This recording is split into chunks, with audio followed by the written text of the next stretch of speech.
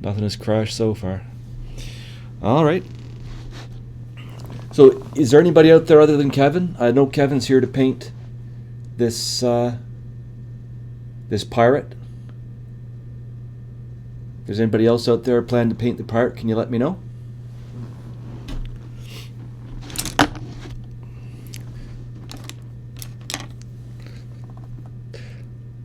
Still nobody. Okay.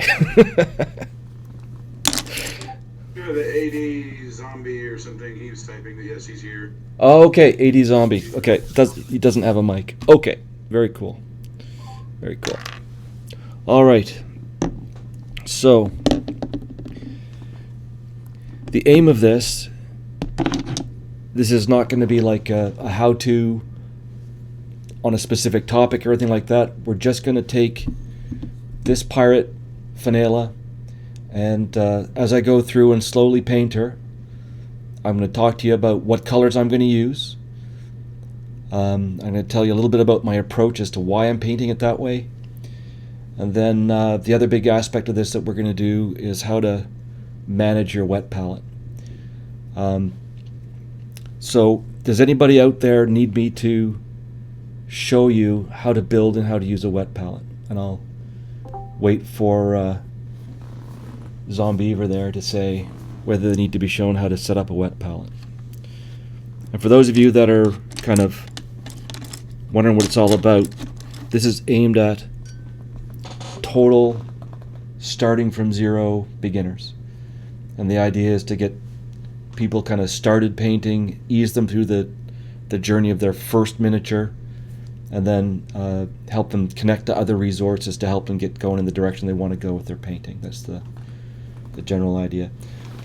So actually, Kevin, if you can see a chat, what channel is Zombiever typing in? Because I'm not seeing anything from him or them come up.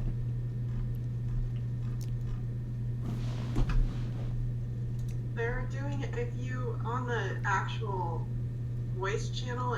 There's a little icon for open chat. If you click that. Yeah. It's top right of your, like, if you look in your grid view, or if you click in on somebody, there's like your inbox, and then more okay, got it. Top right says yeah, thanks, got it. There it is. Okay, good on the wet palette, right on. And people have figured out how to get rid of the Hydra. Excellent, excellent. Always a painful experience.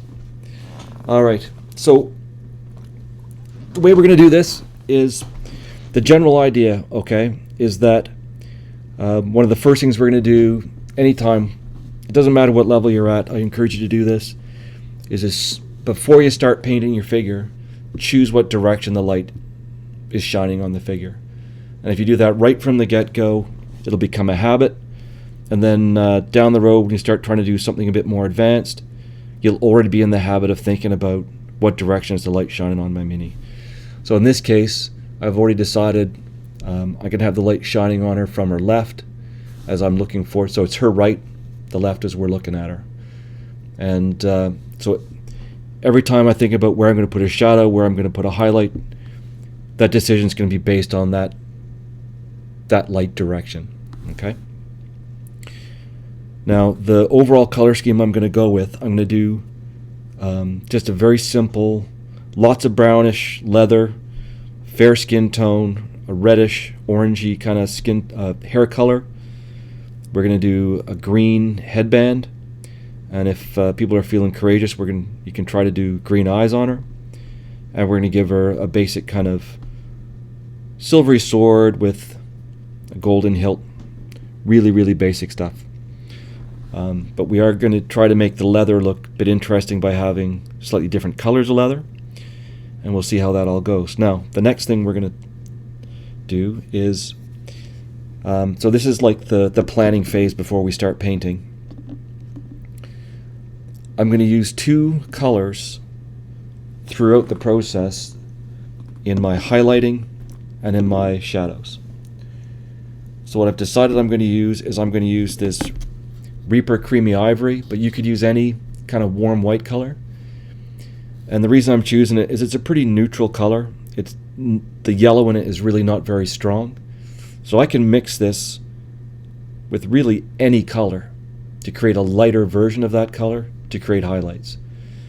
And at a kind of a starter level, what that's going to do for me is all my highlights are going to have the same color in them, which is going to make them generally look like they're from the same light source. So I'm going to have that creamy ivory to build every highlight color. And going the other way, I'm going to use the burgundy wine color, which is kind of it's a dark red violet, but you could use a dark blue, you could use a dark purple. Key thing is to have a darker color, which is kind of blue, purple, or red violet, and I'm going to mix this into every color to create my shadows. If I was to use orange or green for that, it wouldn't work the same way. The reason this is going to work is because this is a purplish color, so it's opposite of our warm white, our yellowy white on the color wheel. So having that go into the shadows is going to work, generally speaking, pretty well with having this warm white as the highlight.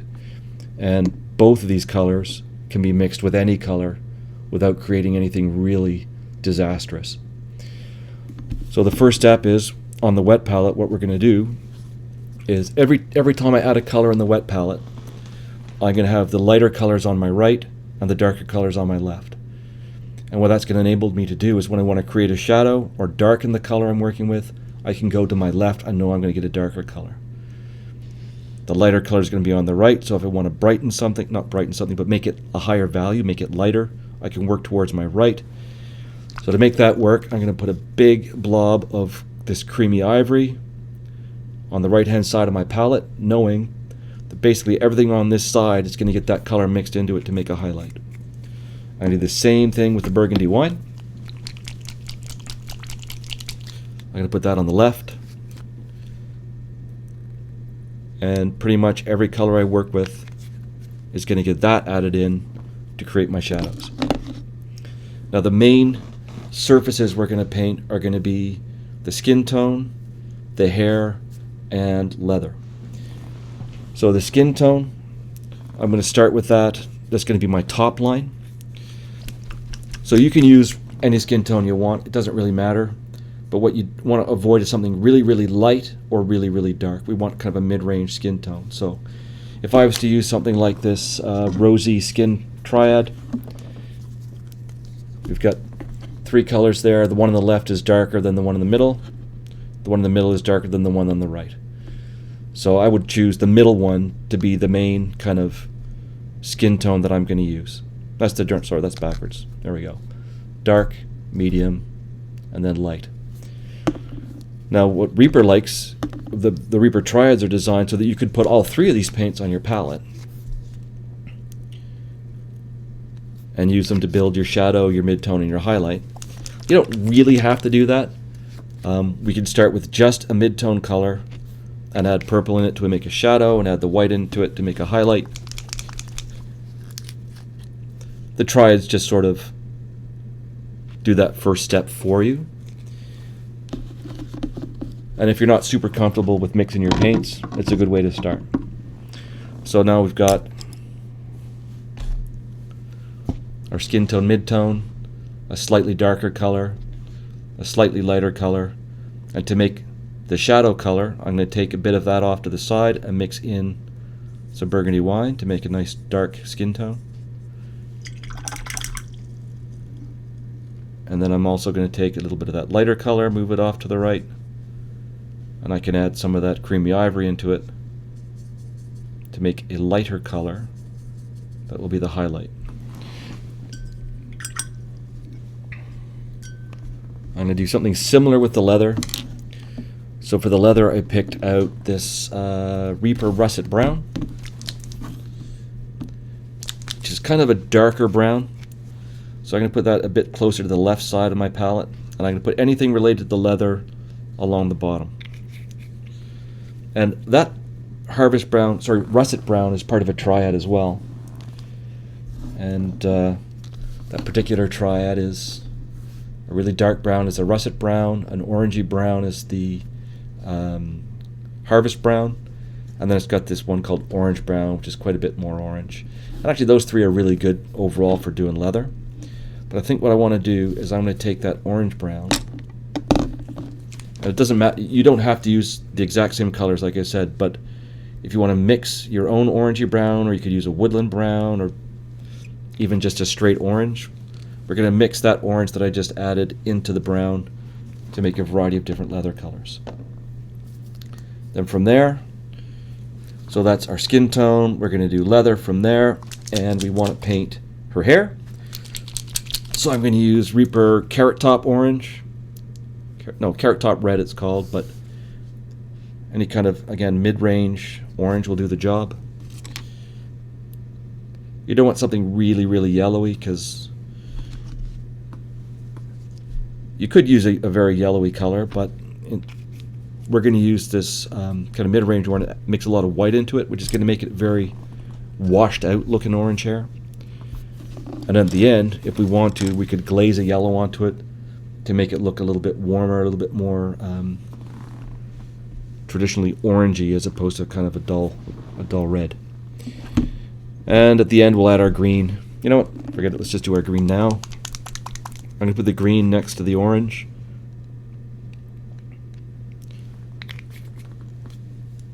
Because those two things, I'm going to work with them basically at the same time when I'm doing the hair.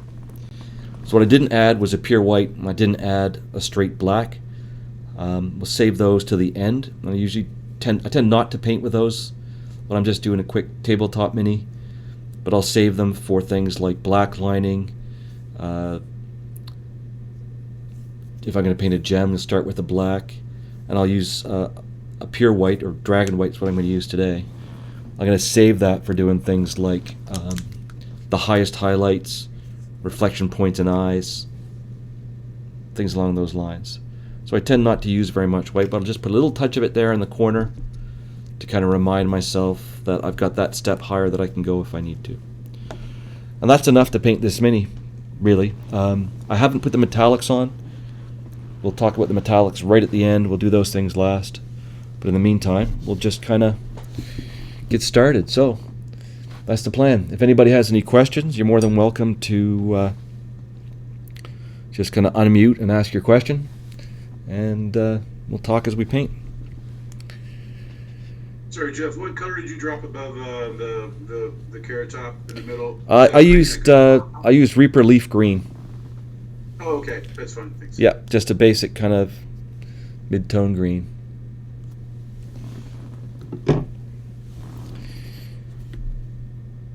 So, as I was saying, I think we're going to have the light coming from her left side over that side. Just kind of keep that in mind as we go. So the first thing I'm going to paint on her is a shadowy skin tone. And what I used to do was paint my mid-tone skin tone and then try to force the shadows in and then force the highlights. But after taking a class on skin tones from Liz Beckley, she started with a very, very dark color and then worked up from there. And I kind of liked the way that looked. So that's what we're going to try today. We're not going to go as dark as she did. We're going to basically take this darker skin tone, mixed it 50-50 with this burgundy wine color. And that's going to be my starting color. So I'm going to paint that over all the skin tone. And on this mini, we've got skin tone on, we've got her face, her ears, her chest. There's a little bit of skin tone on her sides. We've got her back. And one of her elbows shows. And then her hands. And some people like to paint this mini so the hands are in gloves. But today we're going to paint them as though they're their skin. So I'm going to start putting on the skin tone. And you may have noticed that I have not thinned my paint at all with water. All I've done is gotten the paint, rolled the brush in it to load the brush, rebuild the point. I don't have a huge amount of paint on the brush. It's a controllable amount of paint. And what I'm going to do is just carefully apply a layer so that I don't put way too much paint on.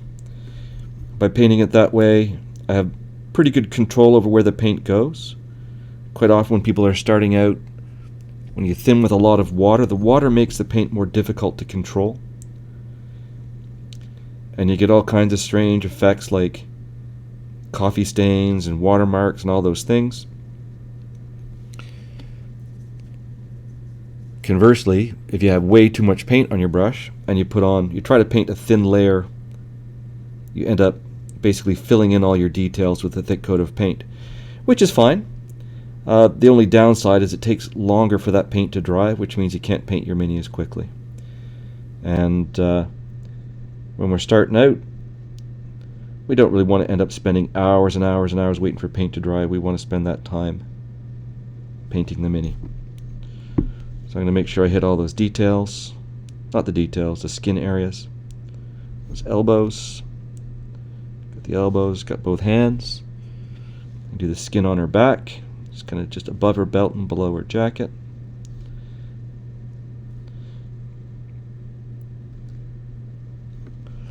And this layer does not have to be perfect. It doesn't have to be super, super smooth. We're not aiming to create a display piece or something for a competition.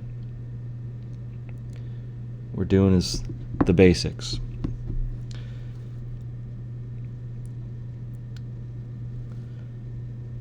So at this stage, your brush direction does not matter that much. But brush direction, the direction of your brush stroke, is an idea that I'm going to talk about quite a few times. So if I know my light source is off to the left, whenever I'm adding a lighter paint over a dark paint, I'm going to try to have my brush strokes going towards the light source. So as I look at her right now, my brush strokes are going to go from right to left. The reason for that is wherever I lift the brush, I'm going to get slightly more paint deposited.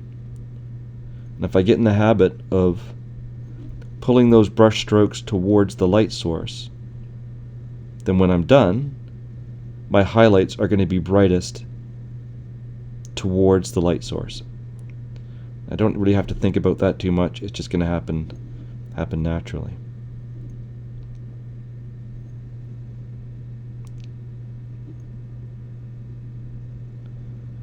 A few minutes ago I did kind of I was messing around with one of the Bones figures, trying to make sure the lighting was going to work on the screen reasonably well. And but this is the lead one, or not the lead one, the pewter one, and I must say that that this cast is much nicer.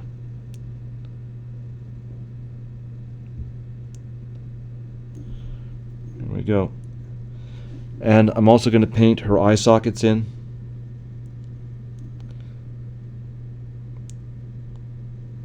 We're going to do a two-step eye on her. And we'll do that in a couple of minutes. Make sure I get both her ears. I'm terrible for forgetting the ears on these elves. Get to the end and discover that I painted the hair color right over the ears.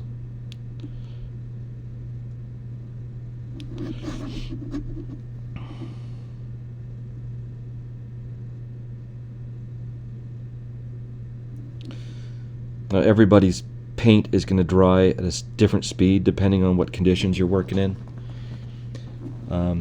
Things are a bit irregular here today, so I'm not really sure how long things are going to take to dry, but this seems to be drying fairly quickly. One of the things you want to be careful about when you're starting, as a beginner painter, is too quickly putting on your second coat. If you start putting your second coat on before the first one is dry, you can pretty easily end up tearing off the partially dried coat of paint underneath, and that makes a real mess. So you want to just go a little bit slow and make sure that first coat of paint is dry. So with that in mind, what we're going to do is stop painting the skin tone, clean our brush off, and I'm going to go over to that brown color for the leather. And I'm going to take a little bit of that, move it off to the side. This will be my reservoir of paint that I'm going to use to make all my different mixes. This little blob of paint that I put off to the side is what I'm actually going to paint with. And that way, if I make it too light or too dark, I can adjust it by going back to the reservoir or adding darker paint in or whatever. And this is a pretty dark color, so I'm not going to mix I'll put just a drop, just a little bit of that purple in there, that burgundy wine. Just kind of tint it just a little bit. Doesn't really need much help to be darker though. Same thing, going to roll my brush in the paint, and now I'm going to paint everything on her that could be leather. It's going to get painted leather. So that's going to be her boots, her pants, the belts, the armor plate, the case that her little telescope is in, the scabbard for her dagger, her belt pouches, the hilts on her swords, her jacket, and her kind of bracer looking things that she's wearing. I'm not going to paint her shirt. I think her shirt is meant to be cloth.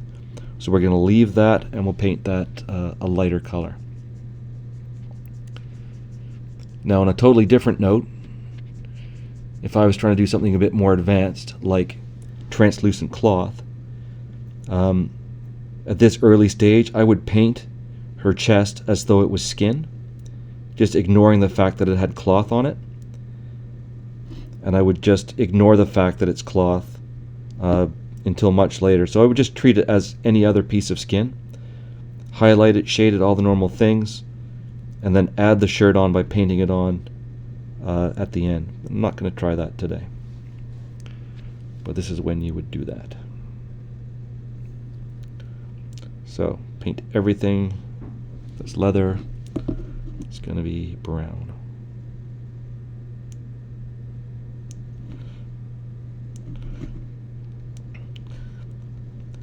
I'm also going to work systematically. So I've done that bit of sort of armor around her waist. Now I'm going to work down one leg and paint the whole leg.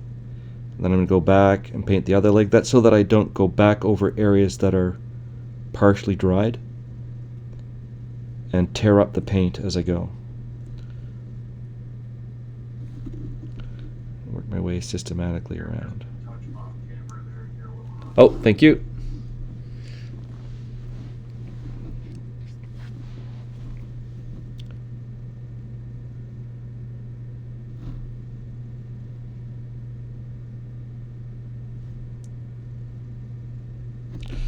I like it when the miniature is mostly leather.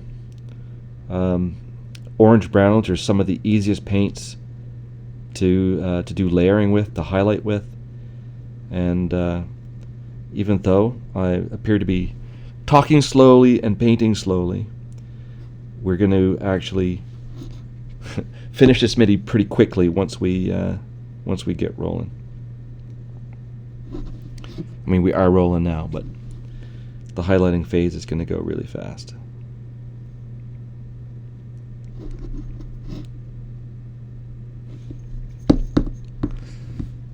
There we go.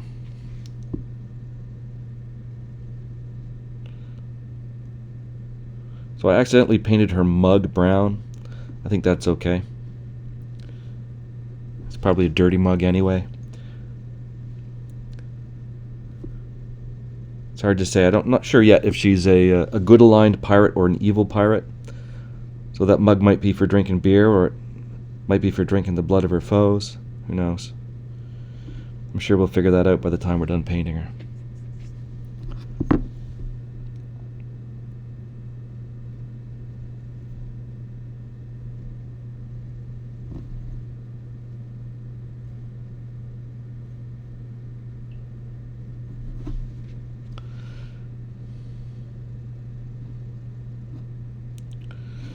My computer hasn't caught fire. That's a good sign. Everything seems to be functioning the way it's supposed to. The recording seems to be working. So the aim is to actually load these onto YouTube so that they're available for people to go back to as a reference if they want them. Or if they couldn't come to the class, they still have a chance to give it a try. I'm not sure where they're going to end up on YouTube yet, but I'm sure Liz will tell me what to do when the time comes.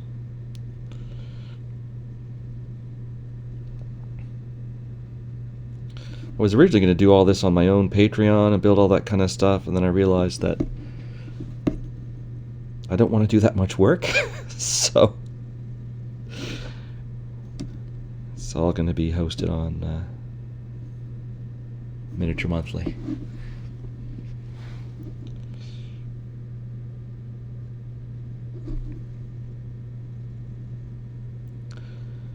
How's everybody making out there? Is everybody making progress? Anybody got any questions? Good, thanks. Right on.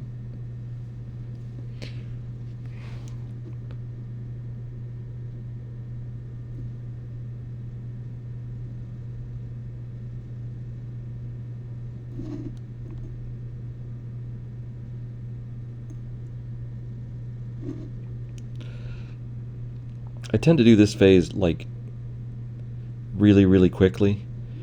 Normally I use a much larger brush than this, and I just kind of quickly slap the paint on and wiggle the brush and drive it in all the crevices and kind of paint this very, very crudely at the start. And I think that's okay at this stage. You know, you don't have to be super precise. If you make a mistake, if you get, like I've gotten brown onto the skin tone in a couple of spaces, I've painted a few things brown that weren't supposed to be, I don't think it matters. All of that adds to the, we'll call it visual interest, and say that it adds to the overall final look of the figure. It makes it look better when there's lots of mistakes. Happy accidents. We'll pretend that we're invoking Bob Ross today, and happy mistakes are a good thing.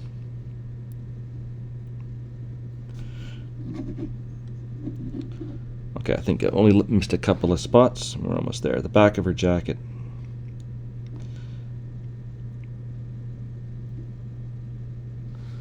Gotta make sure I get those sword scabbards too, or sword handles.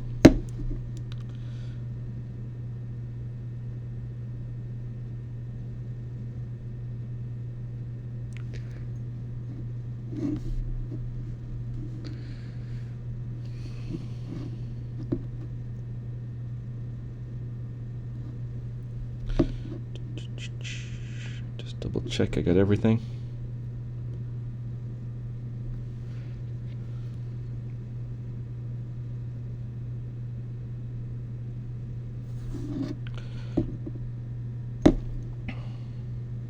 Oh, back of her jacket. Mix the back of her jacket.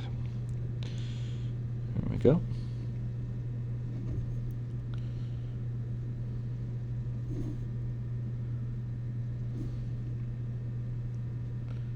She's definitely a party pirate. Looks like there's two mugs on her. Oh yeah? Front, one in the back. I think the one on the front, I think that's her her telescope.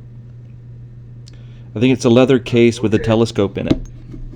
I was trying to figure that one out too, and it if you look at it from a certain angle, it looks like there's a lens on top of it. So I think for today anyway, we're gonna pretend that's a telescope or a spyglass of some kind. I think that does the job. Not quite as detailed in the Bones version. It almost looks like a little head of beer. Okay. All right. I was noticing that earlier when I was working on the other one, that it's really it's a fairly crude looking mini. All right. So the next thing we're going to do is the base coat on the hair. So I'm going to grab that orange, move some off to the left, and I'm going to put a pretty good dollop of that burgundy wine into that. Make it a very dark auburn looking color.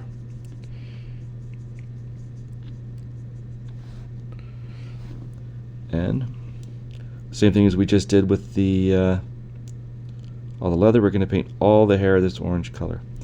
Now, this can be difficult to pick out exactly what's hair and what's cloth, but this piece coming down here is cloth.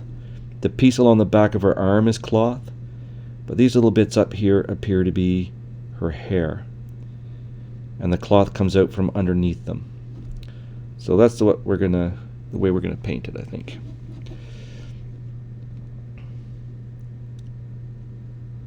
One of the reasons I like to do all of these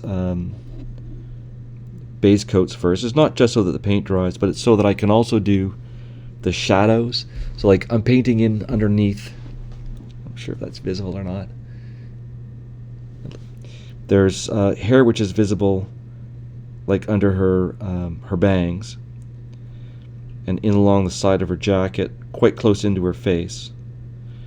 And I'm going to paint this darker orange color in there now, because if I get it wrong and make a splotch on her face or on her jacket, I'm going to be able to correct that later.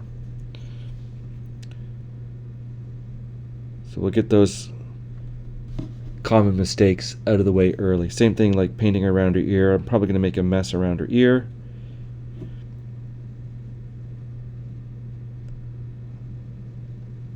Yeah, there we go. Nice big dollop of orange on that leather jacket.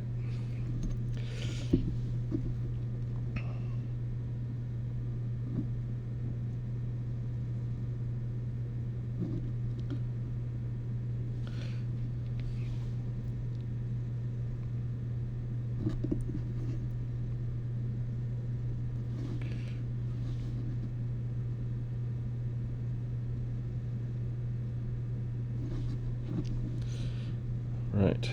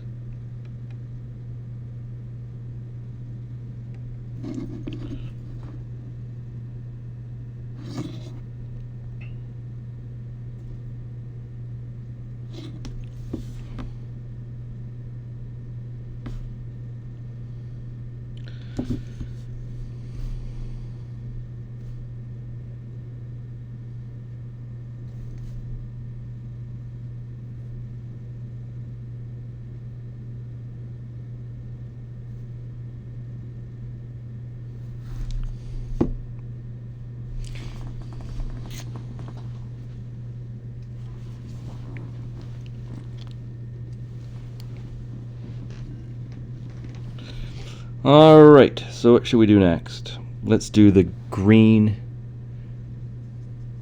the first coat of green on that scarf.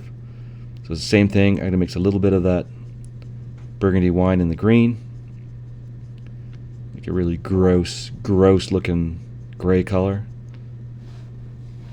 And that's going to be the first coat on that scarf. And it is gross. What an ugly color. It's alright, we're going to fix it later with some highlighting and turn it a nice bright green. And you want that color on the little bit of the headband showing on her forehead as well. There we go. Good enough. Oh, I missed a little bit of orange hair under her elbow. Right underneath her elbow there. There's some orange and a bit of hair visible as well behind her arm. So we'll paint that orange now too. Maybe some in there as well. Who knows?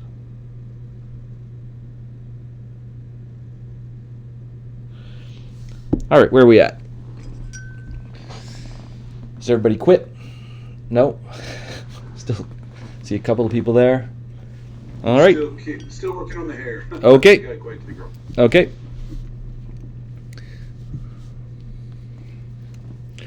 So at this point, we've got a base coat on all the leather, the skin tone, the hair, and that scarf.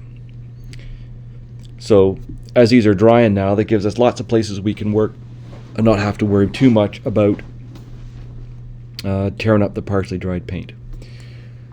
So the next thing I'm going to do, and I know people are still kind of coming along with the the hair. But I can explain a little bit what I'm going to do. I'm going to take the burgundy wine now, and every color we've already applied has the burgundy wine in it. So I'm going to take a dollop of this burgundy wine off the side, and I'm going to load up my brush with it. And now I'm going to put a layer of burgundy wine in all the shadows of every surface. And I'm not going to do this like super carefully and precisely. I really just want all the shadows to be darkened by one step. And when I come back in the next step, we're going to take our base colors, make them one step lighter, and apply a first layer of highlights. So most of this shadow, the edges of it, if they're a little bit rough, are going to get kind of they're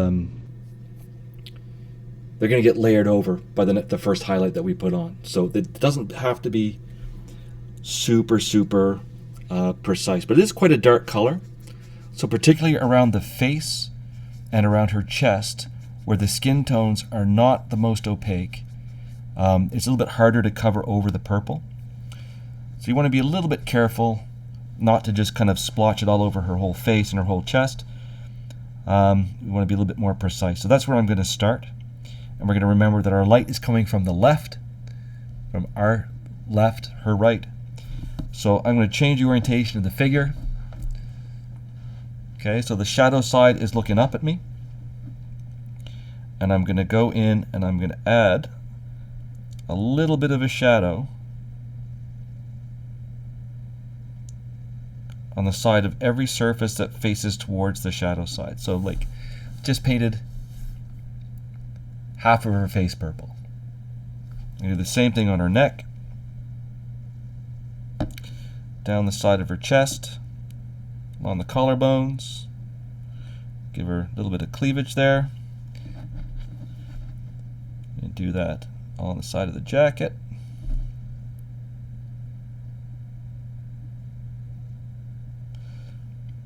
So it might seem like I'm putting a shadow on the top side of things, but remember the light is going to be coming from the side.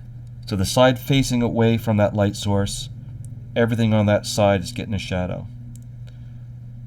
And again, it doesn't have to be super precise.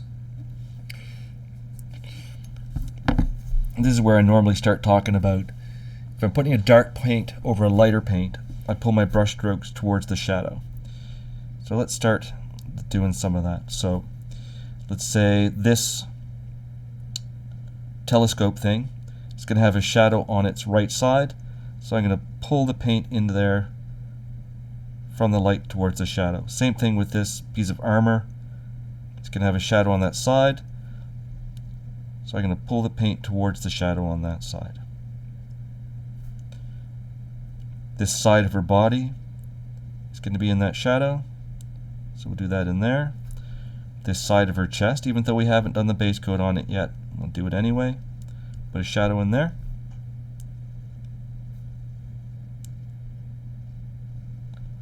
Basically anywhere that the light wouldn't hit directly, I'm going to add more shadow. I'm not being, like I said, I'm not being super precise about this. Just creating a general sort of shadow. So this whole side of her body, basically just going to run the brush sideways along that and create a really strong shadow on that side. Not carefully at all. Her right leg, same thing. Shadow down the inside of her leg, inside of her boot.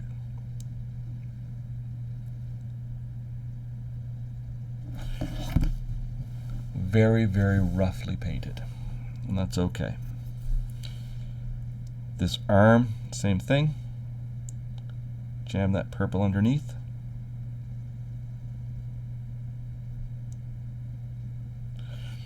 We need that. Now this spot is a little bit more challenging, which is the side of her hair close to her face.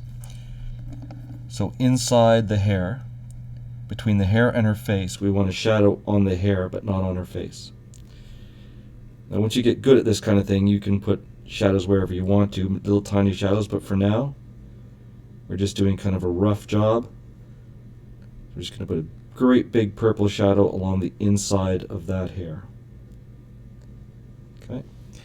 And since I'm here, we need to do the eye sockets this color. So we'll give the eye sockets a little extra dose of this color. And might as well do the lips as well since we're here. Lips are a little bit more challenging. You don't want to just paint her whole face purple. So I'm going to bring the brush in parallel to her lips and just kind of dab the purple onto her lips. I just use this sculpt to help me hit the right spot. There we go.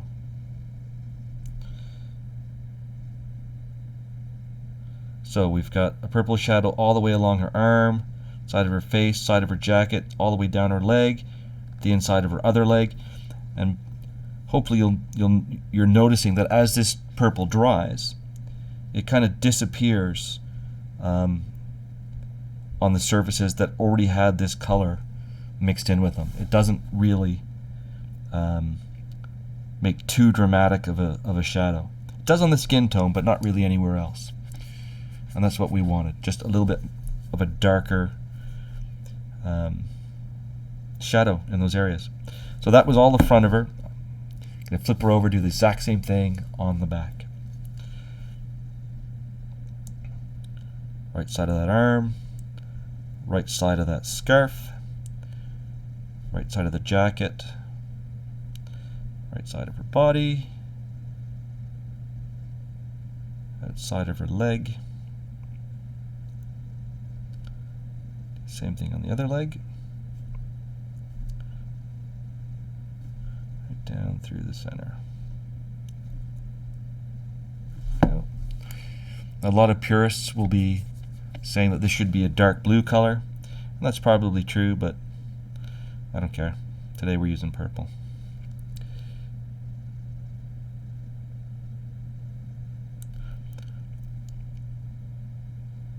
Underside of all these swirls of her hair.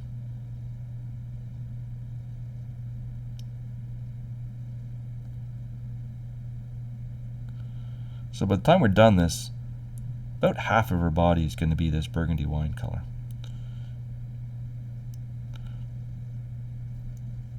And that's okay.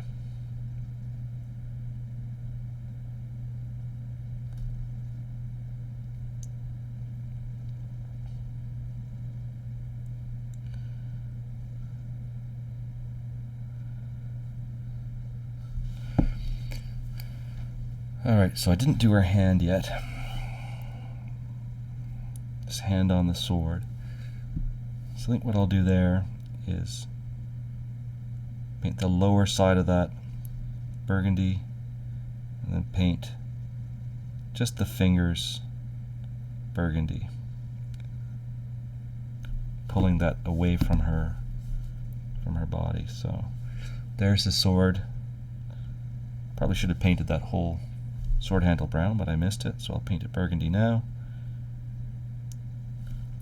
And then the same thing, I'll paint the ends of her fingers on the shadow side, this burgundy color.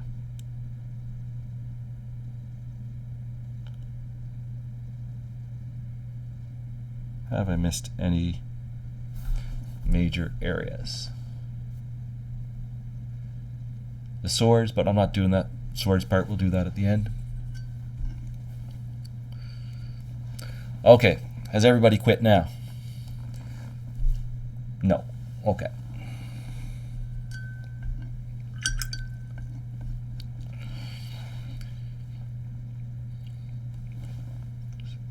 So I'm going to just kind of give you a couple of minutes to get caught up.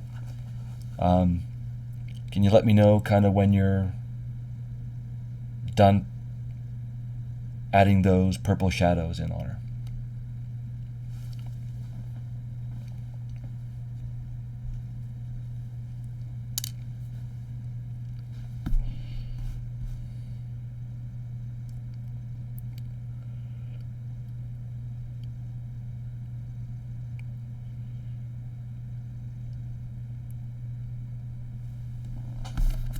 supposed to be having some shadows in the green scarf as well? Yep. Yep. Okay.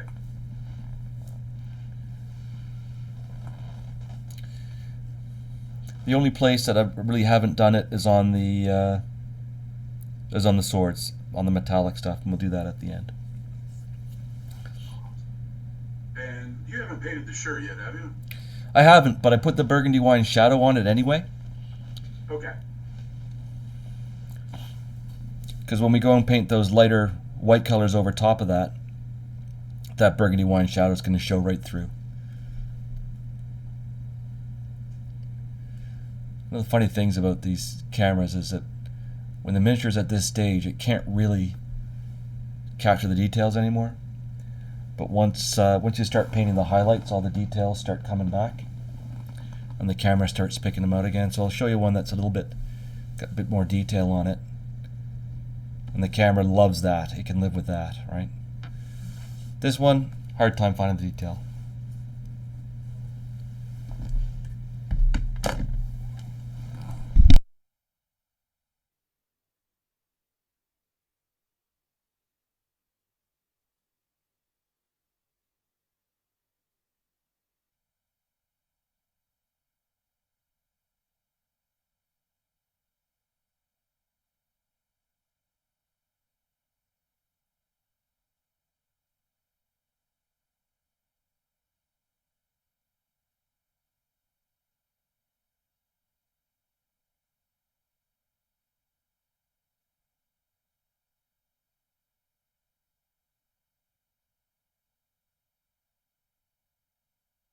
All right, I'll be sitting down again in a few seconds.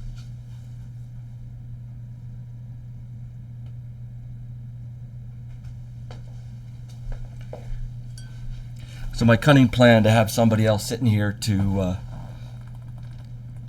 monitor chat and do all that kind of stuff, that didn't quite pan out today. So there's people browsing the store on the other side. So I might have to get up again in a couple of seconds, but nothing to worry about. Okay, so what we've done now is we've added that burgundy wine color into every color that we painted, and then added our burgundy wine shadow. So we've got a pretty good dark shadow on the go there. So the next thing we're going to do is all those colors we just painted, we're going to go the other way. We're now going to start adding the lighter colors in to create the highlights facing on the light side. So the area that's choosing where to go next is basically minimizing mistakes. So we've already painted the shadow around the hair, which means that we can now go and paint the face without worrying that later we're going to go back and drop blobs of orange or whatever in the middle of her face by mistake. So we're safe to start painting all that skin tone, and that's what we're going to do. So now we already used the rosy skin tone with a bit of purple in it.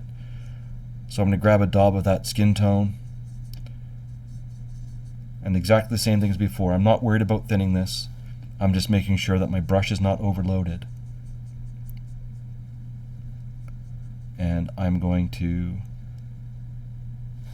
carefully, with relatively small brush strokes, and I know, I think in some of the information I put out, I mentioned about having two different sizes of brushes, a big one and a small one, but mostly one that has a better point on it. So today I'm actually using a big brush with a good point, but if you have a brush with a better point, this would be the kind of stuff you would do with that brush with a better point. So I'm looking at her face here, and I'm looking for the side of the face which is towards the light, which is this way.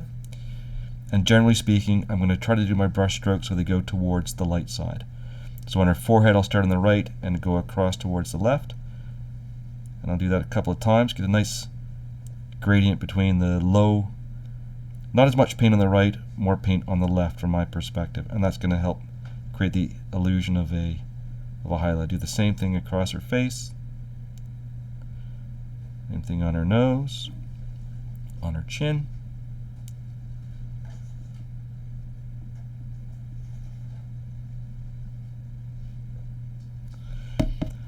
And I'm going to do this on the shadow side, on the upper part of her face as well. I'm going to pull across to make sure that we can see that lovely high cheekbone that she's got sculpted on there. But these are quite small brush strokes to make sure that I don't accidentally put a huge blob of paint on her. I'm going to do the same thing on her neck. Now, her neck is more difficult because you can't quite get the brush in there. Normally, I'd be saying, let's orient the miniature to the brush, right, and then do small brush strokes pulling in. But we're going to end up with quite a rough-looking highlight if we do that. So I'm going to do that. I'm going to make that rough-looking highlight so you can kind of see what I mean. That looks quite rough because I can't get the brush in there. Just give me 1 sec, I'll be right with you. So I'm going to go sideways with the brush stroke instead.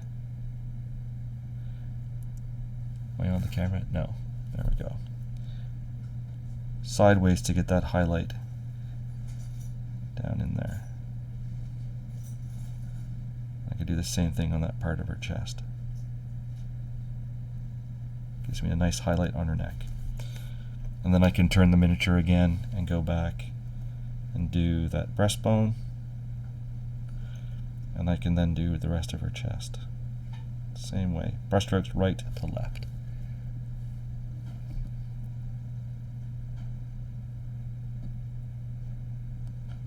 And I'm not worried about getting paint on her shirt because we're going to paint the shirt again at the end. Not at the end, but at a slightly later stage. Okay, there we go. You guys keep working on that. I'll be right back.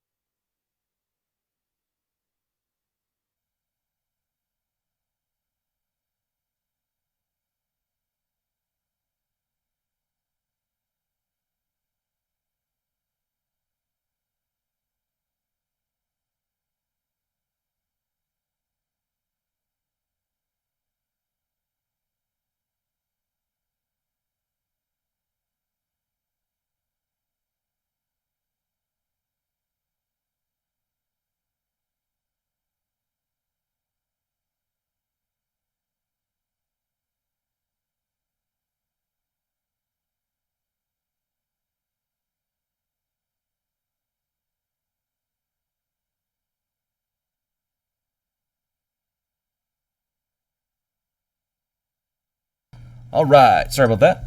All good. Is everybody kind of caught up with where we are now? You're probably all ahead of me now, painting all the rest of the skin tone. Okay, let's keep going.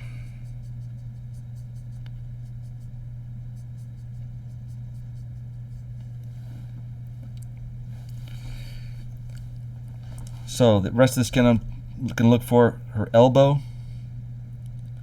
Needs a little bit of the highlight like this. That ear.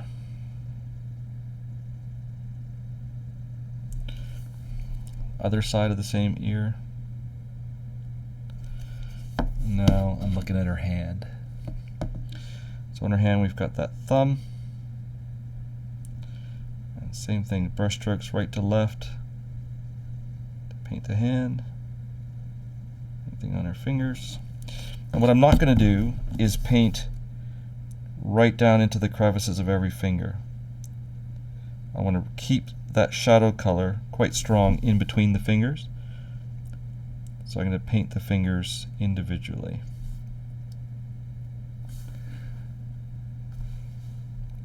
And we're going to keep going around.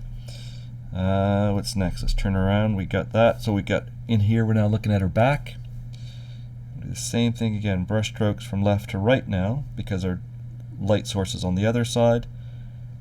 We'll pull that paint towards the light. Can't really see her elbow in there, so we're not going to worry about that elbow. We're definitely going to do this on our hand. We're going to brush strokes left to right. Make sure you get the back of that wrist. And just a little bit on the fingertips and knuckles. I want to keep that burgundy wine shadow in place there. I'm going to do that on the top of her hand as well, just a little bit. Now we're back onto the front of her hand. So now the brush strokes go the other way. And go from right to left across. Now obviously that rule is not so much a rule as a suggestion, because there'll be lots of times when you won't be able to get the brush close enough to be able to do that. You just want to keep it in mind that you want those brightest highlights to be towards the light. And I think the last spot that I didn't get was her side of her chest in there. I'll give that just a little bit of a right to left highlight. Okay, I'm pretty happy with that. And of course, I missed one ear. There's the ear that I forgot right there. Always forget the ears on these elves. There, better. Alright, how's everybody doing? Don't hear any complaints. Alright, so, gonna keep going. I think we'll go now with the orange hair. We'll go to that mid-tone color. So we'll let that skin tone on her chest and on her face particularly dry. And with the mid-tone orange, same thing. We're gonna look at the hair, and we're going to do highlights on the hair. Basically anywhere that you've got a surface which is rounded, bulging outwards towards the light, we're going to paint that orange. So the most obvious one is right there on the crown of her head, right here. And when we do this, so this idea that I was talking about before about the direction of the brush stroke still applies. So I'm not worried about every little strand of hair. I'm just looking at the general shape of her head here. And there's an outwards, a convex curve there. So I'm going to start at the top of it, and I'm going to pull the brush down to pull paint towards where I want the brightest highlight to be, and then I'm going to reverse and pull the paint upwards and have the two brush strokes overlap at the spot that I want to be brightest, which is right here on the outside of that curve. Okay? And I'm going to repeat that everywhere that there's an outwards, like a convex curve on her hair. So right there on the front, we're going to do that. And there we'll do that.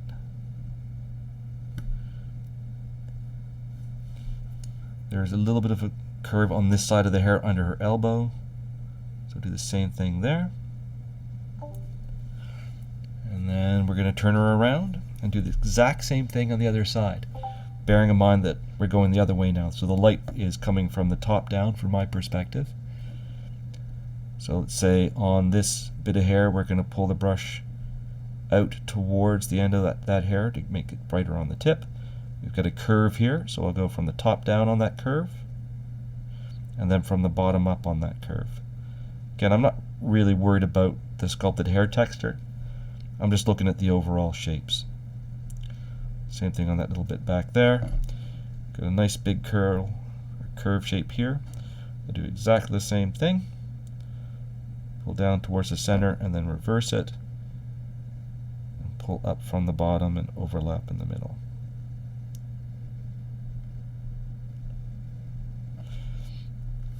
And effectively, this is what if you're watching your videos and people are talking about painting volumes, this is kind of a basic approach to that. Same thing here on that side of her head. Pull from the bottom up, and then pull from the top down.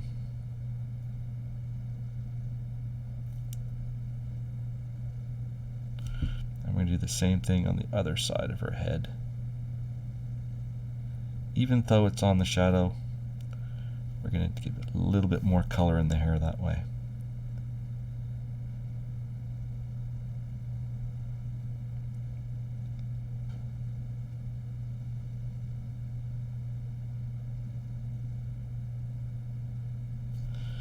And we need to get this part of her crown as well. Same thing. But since the light is on that side, I'm going to make it a much smaller highlight and much higher up. So I'm going to pull up to about there. And then, so that highlight ends up being quite a bit higher on her head than it was on the other side where it was kind of down on this round shape. There we go. There's another round shape in here, so I'll do that there as well. And a little bit extra in a couple of spots because I just feel like it.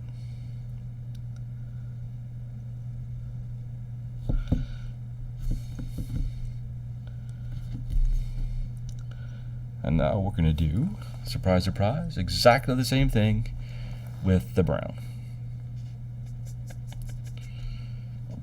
So I'm going to grab that leather brown, russet brown, whatever it was called. Now by now my orange is kind of separated out a bit over here, so I'm going to do a no-no and use my expensive brush to mix it up. Get ready to paint again. I'm going to mix a bunch of that orange into the russet brown and make kind of a half tone, a halfway step between the brown and the orange. And this will be my first highlight of leather.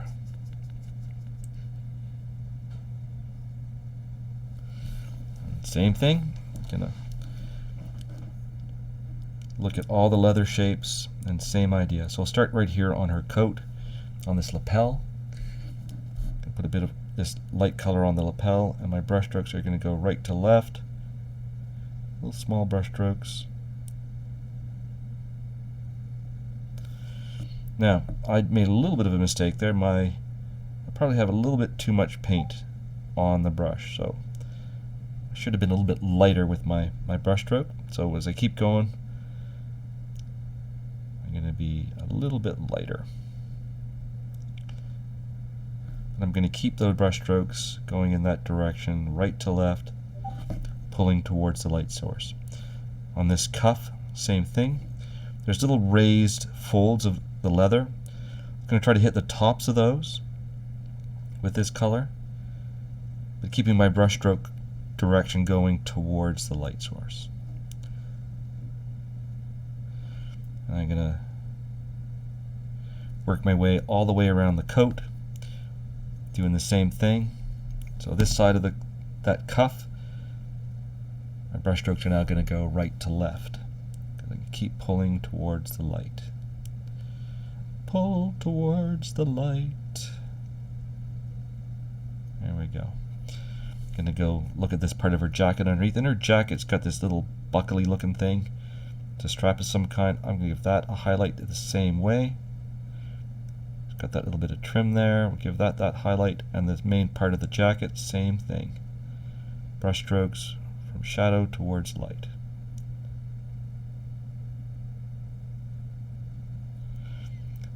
Back of this arm here, same idea. Can give it a little bit of a highlight facing towards the light. And then I'm going to work my way around the other side of the coat, other side of this sleeve. So looking at this sleeve in here, same idea. I'm going to start out there and pull towards the light. I think those are gold bracelets. On the bones figure it might look like leather, so you can choose what you want to do there. I'm trying to hit the raised parts of these folds of cloth, or sorry, folds of leather. Keeping my brush stroke going from the shadow towards the light. Same thing on that little epaulette. And now I'm back to the other side of her jacket, the other side of that lapel. Doing the same thing, brush stroke going in the same direction.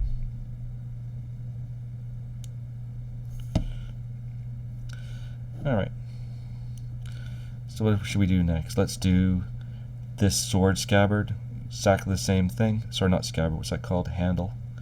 Sword handle. Get that little highlight of the same color. Do the other side of that sword handle. And then, so that was the jacket and that sword handle. Let's look at the sword handle up by her left hand. No, it's her right hand, left from our perspective. And give that a bit of leather, a little highlight. There we go.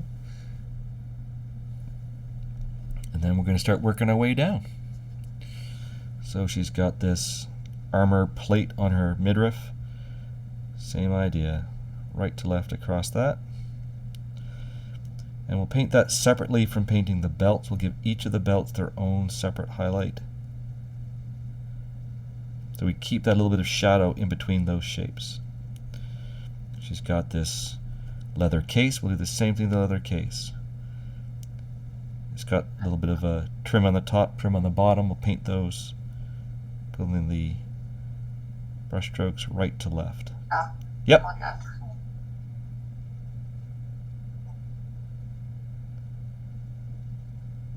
Continue to work down that armor. There we go.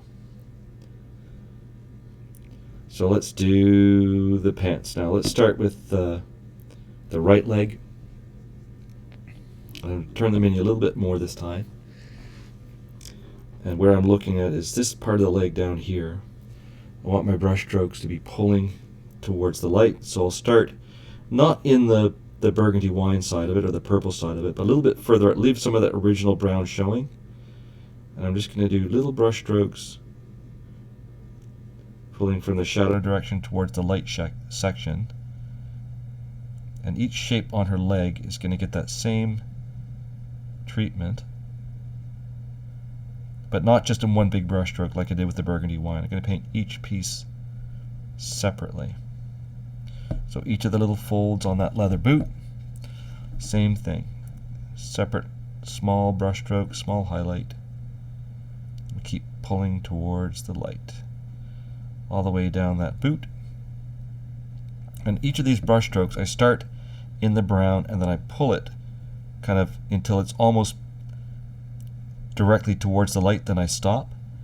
And when we turn the mini around the other way, we're going to do the same thing from the other direction, and the brush strokes will overlap pointing towards the light. And that's how we get really strong highlights. So that's that whole leg done on that side. So now we'll turn it around the other way. And the same thing going the other direction. I'm going to start at the bottom and work my way up.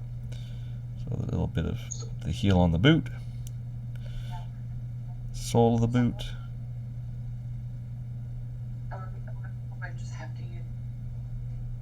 All the way along the leg. When we were playing Discord on 20, and when we were playing games with Cass, we did it. And I know there's a way to do it. It's just not showing up on the phone. It's just I don't have my computer in here, which is why I was like, "You're gonna have to do it."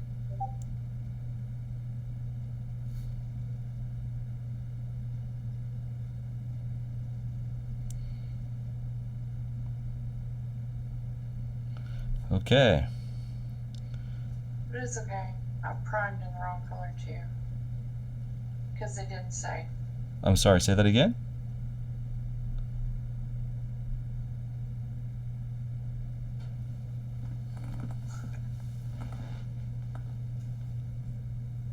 Didn't quite catch that. Oh.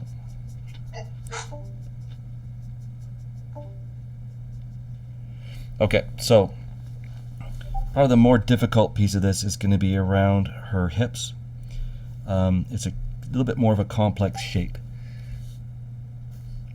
So as I'm looking in there, I'm looking at this belt pouch. I'm going to do exactly what I described before on the belt pouch.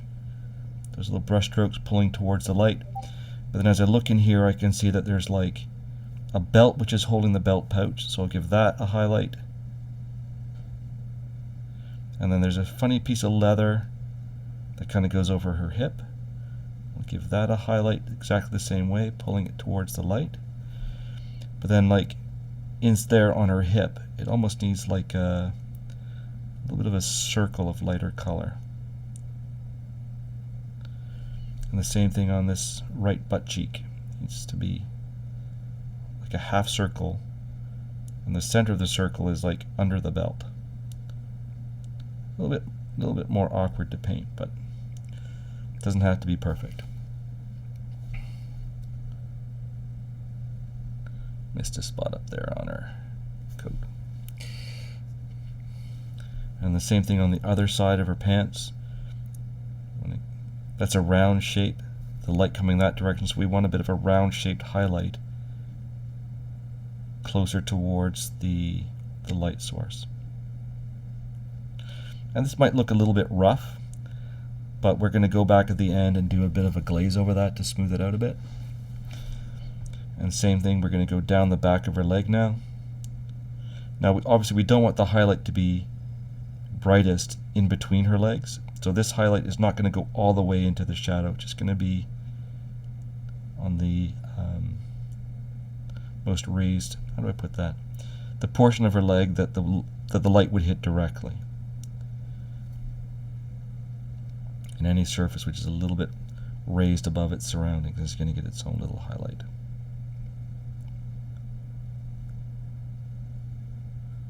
Same thing on her boots.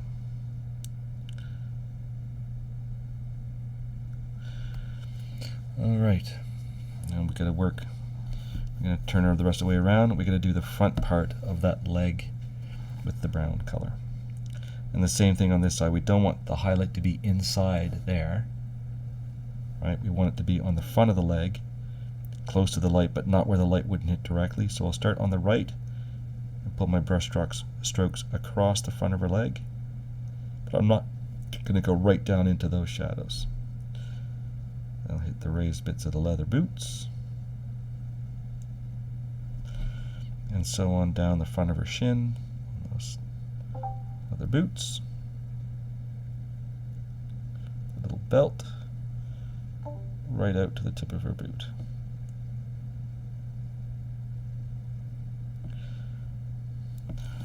Now we got pretty good overall highlight going on that leather. Okay, so while that dries, I think maybe what we should do next is the green on the headband.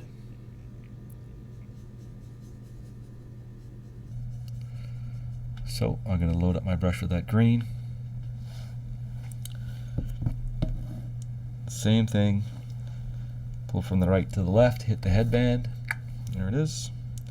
Now this, it'd be pretty easy to hit that, her bangs that are already painted orange, so I'm going to do this fairly carefully. Just a little bit of green on there. Now it's already been painted green once, so this green is going to add to the forest green that we already put on there, and they should work together to give us a little bit more of a saturated green looking color. I do the same thing on the piece of the headband which is off to the right. Now I can't do brush strokes in that direction because I'll hit her face and I'll hit the leather. So I'm just going to pull the brush strokes down along the length of that. Just not being too heavy about it. Going to turn it around, do the same thing on the back. There's my two pieces of the scarf. So I'll get the raised part and then the bottom. Same on the other side. Now I'm not going right up underneath the hair. I want to keep some of that purple in the shadow. I don't want to completely cover the shadow with this. There we go. And because that was a pretty gross green gray that we made, I'm just going to come back right away and do this green again to make it a little bit brighter. Do it a second time.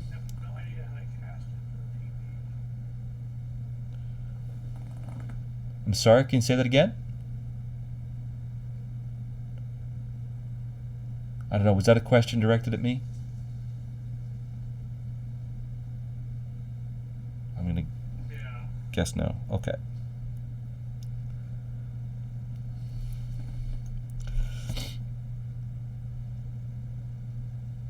Because connecting to Discord is easy, but casting, I don't know what we did.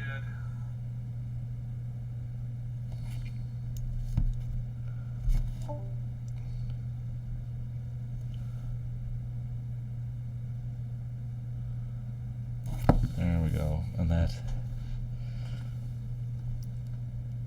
scarf is looking pretty green now.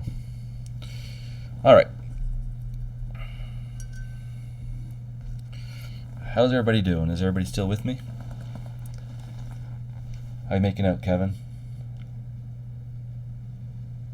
Doing good, thanks. Okay, and did you get through the green scarf as well? Yes. Okay. I'm going back and touching up some of the other oops. Okay. So we're going to do more highlights on all those areas. So you don't necessarily really need to go back and re-hit everything, but there's nothing wrong with that if that's where you're at. All right, so we had green in the brush. So I want to make sure the brush is nice and clean because we're going to go and reload and do more flesh tone. So now I'm going to go back up to my middle flesh tone that I've got here. And if you're not mixing flesh tones, so this one should be your straight flesh tone with no purple in it. And we're going to go back and do the highlights on all those areas again, but smaller than we did the first time. Loading my brush exactly the same way. Not very much brush or paint on the brush, but I'm not thinning with water again. I'm just controlling the amount of paint on the brush. Same thing, starting in the same place. But each of these highlights is going to be smaller than the previous. So let's say if I consider her forehead to be 100%, and the last highlight I did covered 80% of it, this highlight's going to cover 70% of what I've already painted. So it's a pretty big highlight, but you don't want to cover everything. I'm going to do this brush stroke a couple of times to make sure I get it nice and opaque. There we go. And I think I'm going to put a dot of that on her eyelid. You don't have to do that if you don't want to. There we go. Side of her nose. And do the side of her nostrils separately from the bridge of her nose. And do the same thing on her right cheek, so the cheek that's on the left from our perspective.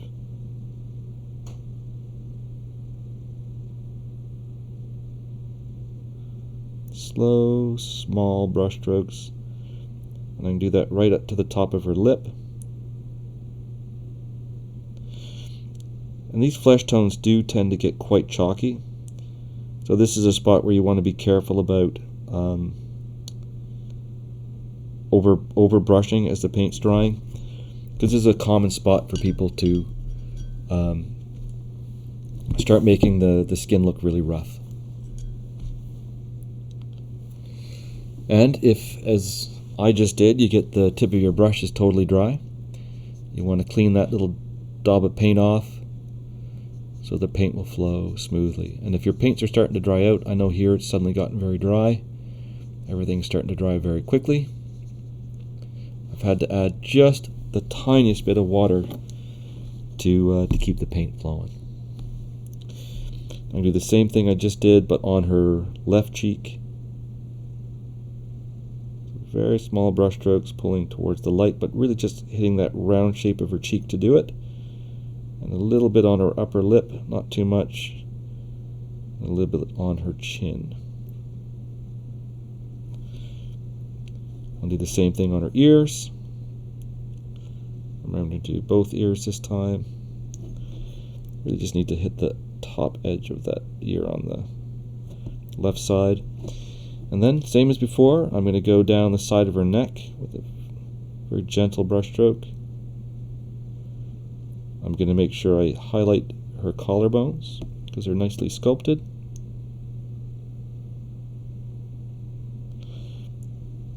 Breastbone is pretty well defined there. So we'll paint that with a little highlight. And then we're gonna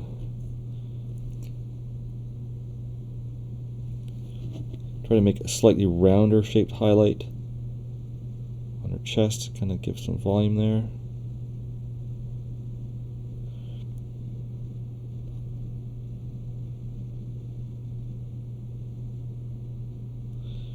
I'm starting to see the effects of the water in my paint. It's making the layering go a little bit erratic. There we go. And I'm just going to keep working my way around her now on her. Get a little bit of skin on that elbow. Highlight that. Just a touch. And the fingers that are showing, that hand. Fingers. Tops of those fingers.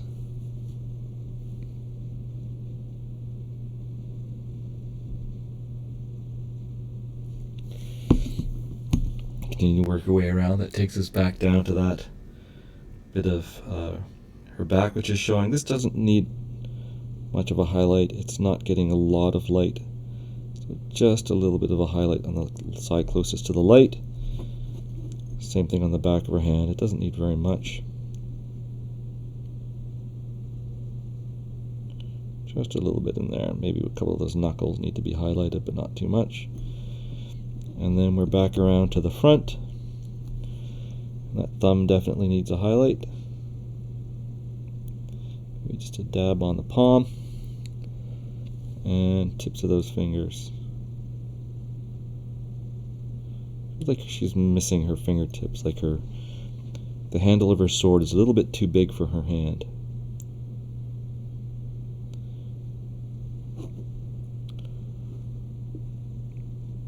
Okay, pretty happy with that. Alright, I think I'm just going to keep going on the skin now. So that was my mid-tone. I'm just going to go up a step. This will be my skin tone highlight.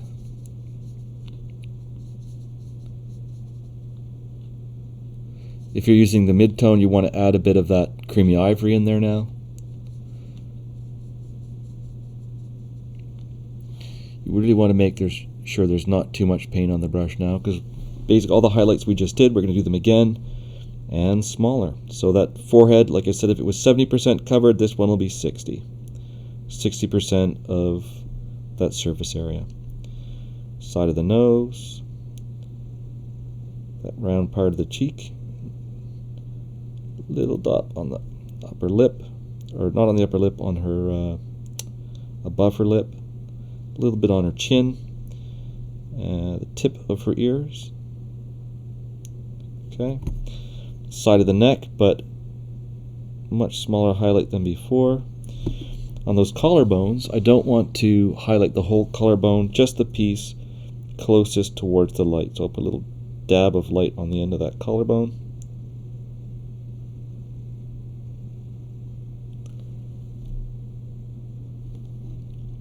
Breastbone, same thing there.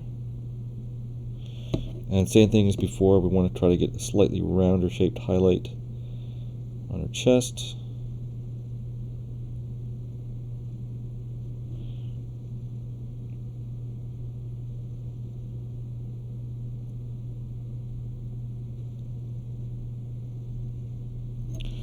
There we go, that's going to work.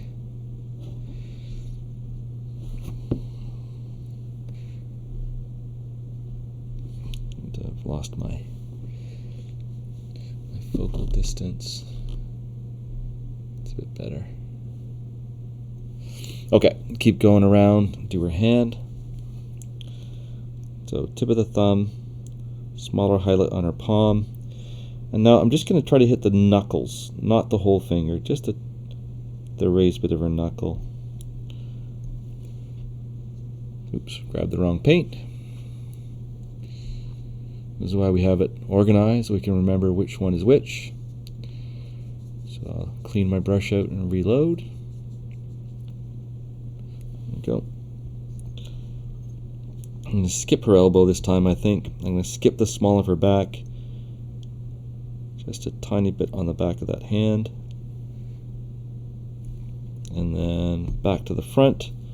A little bit of her rib cage shows under there. I'm ignoring that now. I'm not going to keep highlighting that. Top of that thumb, bit of her palm, and then each of those fingertips is going to get a little white dot. Sorry, a lighter dot. There we go. Now, I said before we're going to do a two-step eye, so her eyes right now are colored pretty much straight burgundy wine. And I think she is looking to her left, to our right. So when we do a two-step eye, we paint the whites of the eyes only, facing opposite the direction the person is looking. So I only need to put one daub of paint in each eye on the side away from the direction that she's looking. So I'm going to bring the tip of my brush in there. I put one daub.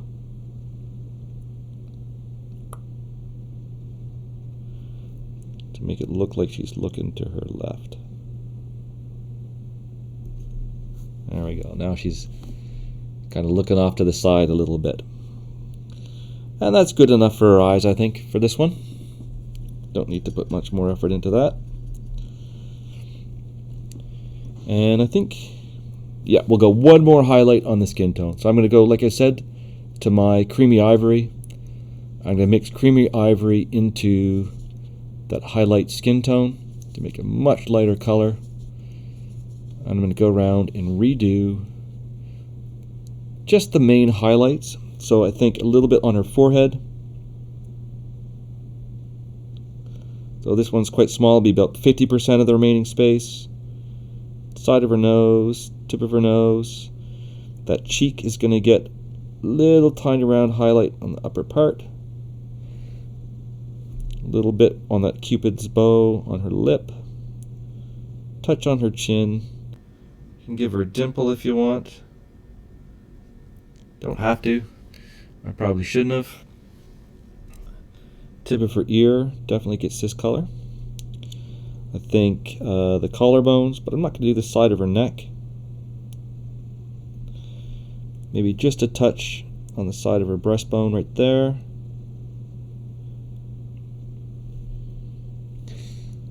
Yeah, a little bit on her breast as well, just small. Keep the lighting in balance. And definitely the tips of her fingers on the right hand.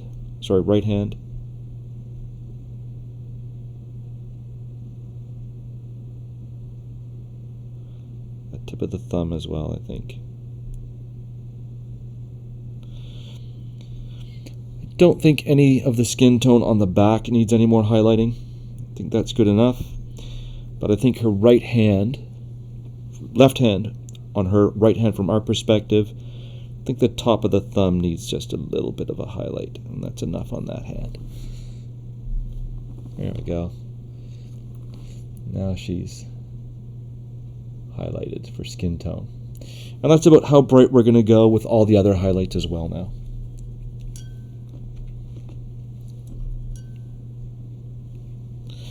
So next is going to be the orange. So that carrot top orange, got a little bit of something stuck to the end of my brush. Give me 1 second to get rid of that. All right. Okay, so carrot top orange. Carrot top red. You can add a touch of, I think what we're going to do, we're going to add, I was going to think maybe I'd add a bit of skin tone into the hair highlight. No, I'll just use the creamy ivory. So I've got my main bit of orange there. I'm going to add a bit of creamy ivory over on this side in a little separate puddle. Not too much, just enough to make it a little bit lighter. Yeah, definitely going to need a little bit of, I think, yellow at the end to bring this up a bit. But okay, so now I can load my brush with that color, and I'm going back to my hair, and I'm looking for all those outside curves, those convex curves, that I painted before. So the real obvious one right there on her side of her head. Again, we're still ignoring any of the hair text. We're just looking at the overall shape. I'm going to make a little round highlight.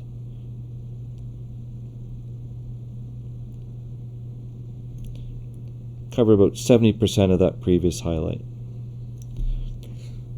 Okay. I'll do the same thing on that little curve right there. Come from the top, then from the bottom. This zone in here, same thing. I'm going to do a highlight by bringing the brush strokes down from above, and then up from the bottom, like that. And then I can see down here, that little bit sticking out under her elbow needs a little bit of a highlight. Turn around the other side, and all those shapes we did before. So there's the first one. Same thing. Pull down from above, cover about 60% of what was there before. And then I'm going to turn it upside down to make it easier for me. And pull up from below to make that highlight.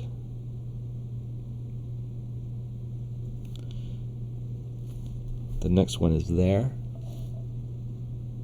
Do the same thing. I'm going to pull it from below first, since the mini's already upside down. Turn it over. And pull down from above.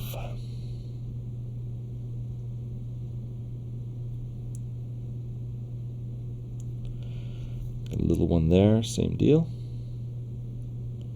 But there, the tip of the hair under her elbow needs that little bit of a highlight. And the back of her head here, there's a bit of a convex area. We'll give that a little bit of a highlight. I'm going to ignore these ones underneath. And I'm going to hit the one on the back side of her head up here. This one is much smaller, so much smaller brush strokes.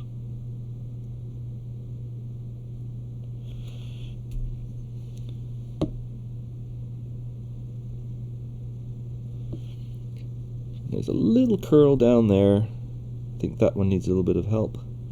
And this one right here could use a little bit of help. This little curl.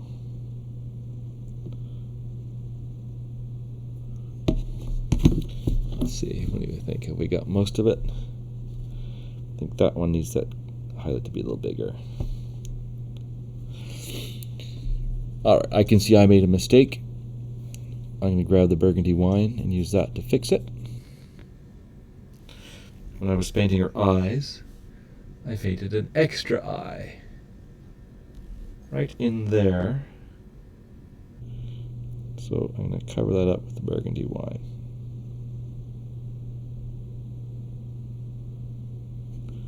There. It's like it never happened. Okay. So same thing as we did on the skin. We need so you can see from that shot right there that the highlight on the hair is not as bright as the highlights on the skin yet. So we're going to add a little bit more creamy ivory into the orange. Go one step brighter. And we're going to redo all those highlights with a smaller highlight in the same places. Start right there on the top of her head.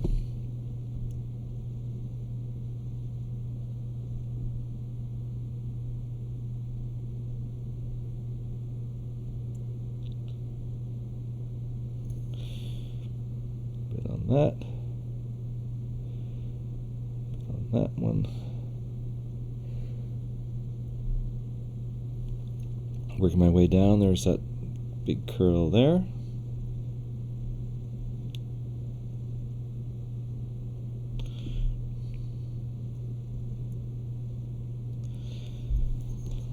And the tips of the hair showing out from under her elbow.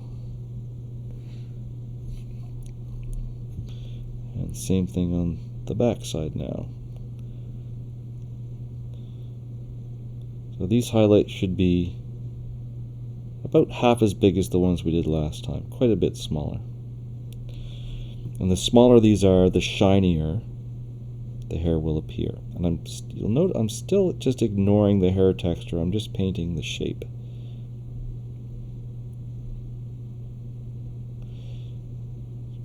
There.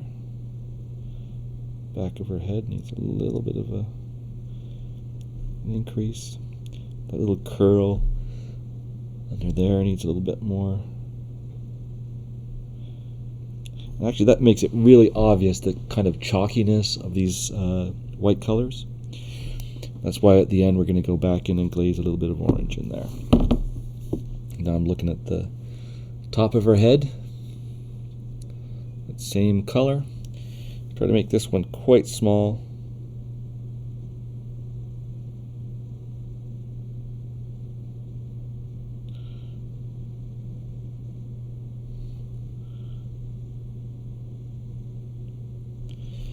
And then we've got that bit out there by the sword blade. Needs a little bit of a touch of color of this highlight, sorry. And that one under her, curl under her ear. Okay, I think that's better. And those are almost now as bright as the ones on her skin. Not quite, so let's go with straight creamy ivory, not mixed at all with the orange.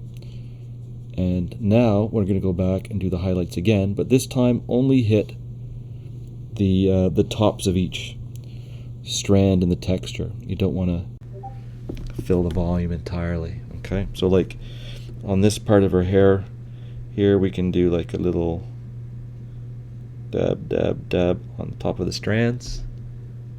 Same thing there, a little dab on the top of the strand. Right up. Not going to worry about the ones under her elbow too much, but I think this one deserves a bit brighter. Now if these start to feel to you like they're too light, just remember we're going to go over these with orange once, and that'll knock them back down again.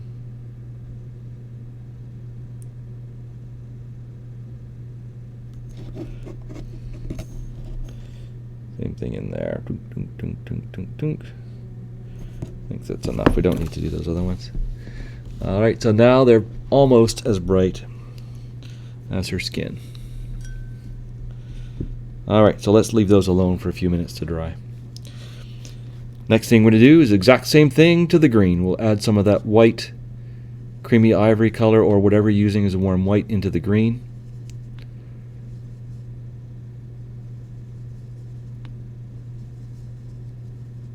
And we're going to do the highlighting on the green. So we'll start with the headband on the front.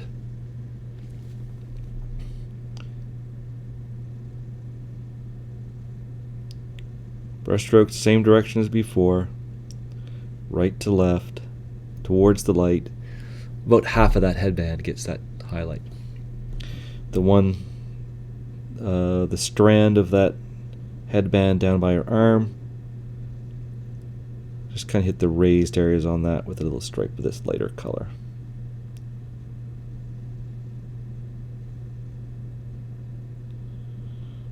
Kind of make the shape a little bit more obvious. Same thing on the back. Just a little bit of that on the raised areas of the scarf.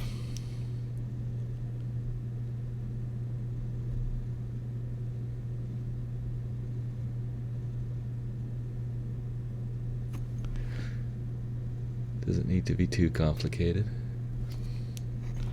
Okay, I think that's enough on the scarf for that one. Actually, you know what? Let's go one highlight brighter. Let's add one more layer of that creamy ivory into the green. And do that highlight again, but a little bit smaller, a little bit lighter.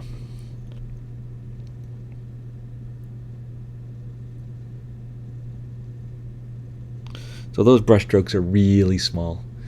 If you're not comfortable with doing those tiny little brush strokes, you don't have to. Same thing on that part of the skirt where the light could hit it. I'll bring that up a little bit lighter.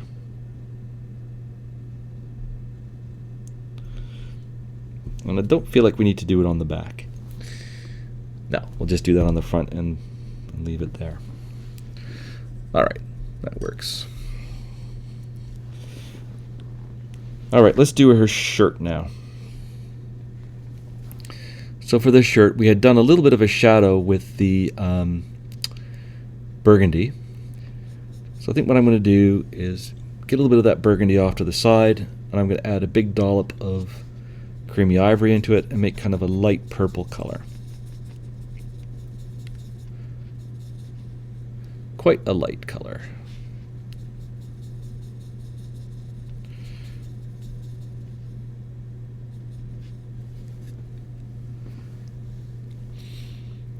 And this color I'm going to paint, same as I did the skin tone earlier, I'm going to be pulling the brush strokes towards the light.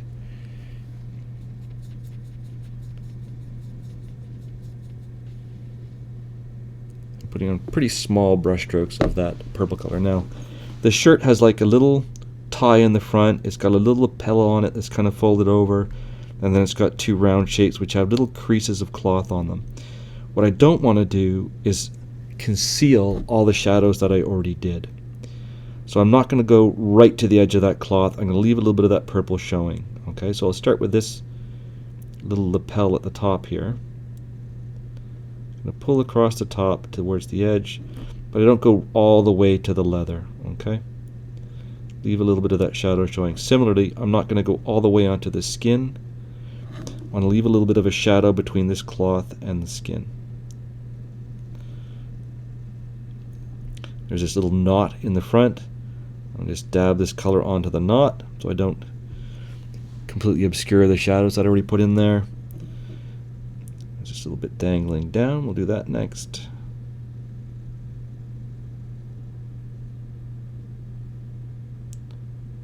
A little bit of tie cloth on either side. And then I'm going to, oh, I missed a little spot right there. Okay.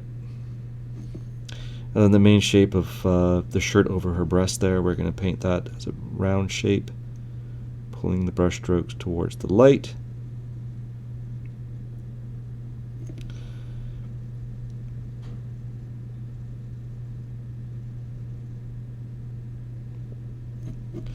And do the same thing on her other breast, on the other way.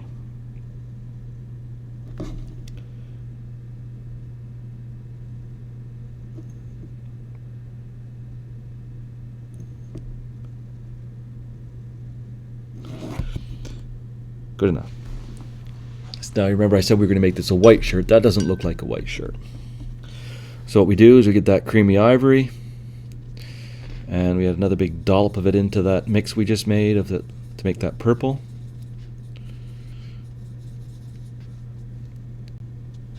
Make it quite a bit lighter again. And I'm pretty sure people can guess what we're going to do now. We're going to paint all those highlights again, smaller.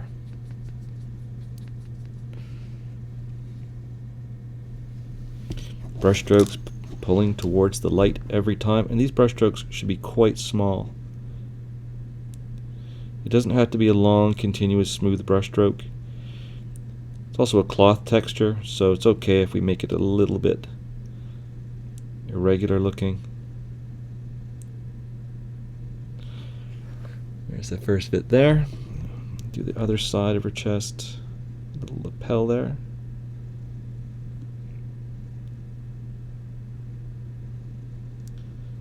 Bit of the knot. Bit of cloth that's dangling down. And then same things we did before, the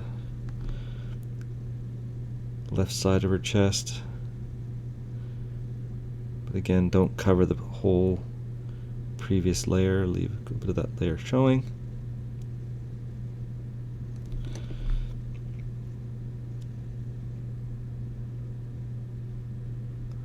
And do this other side of her chest exactly the same way.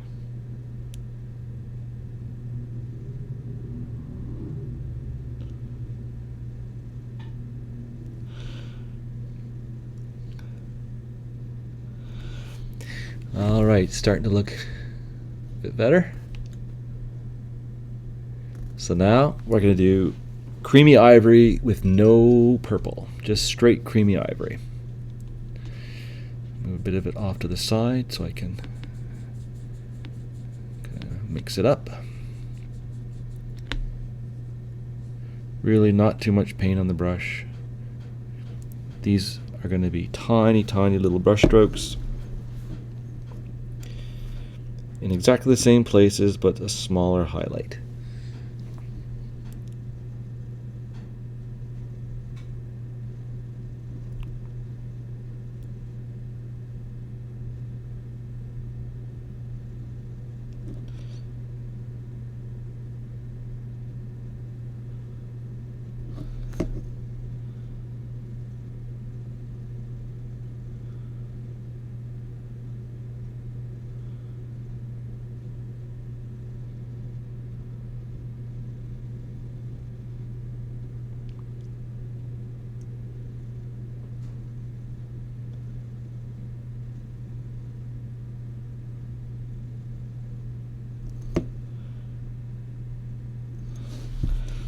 Not looking too bad. But I think it needs to be just a touch brighter. So I'm going to take some of my dragon white that I put on my palette earlier. And this is why we had it there, in case we needed to make something a little bit lighter. I'm going to mix that 50-50 with the creamy ivory to make a slightly lighter mix. And I'm going to repeat the same highlights I just did on the shirt. Make it just that little bit lighter. And then I'll put it, I think, a bit more in balance with the areas around it. So let's do that.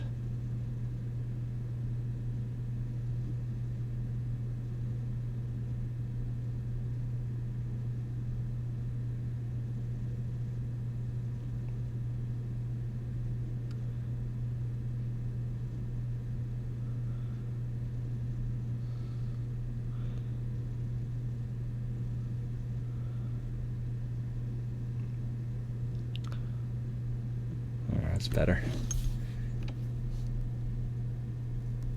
That's where I like it.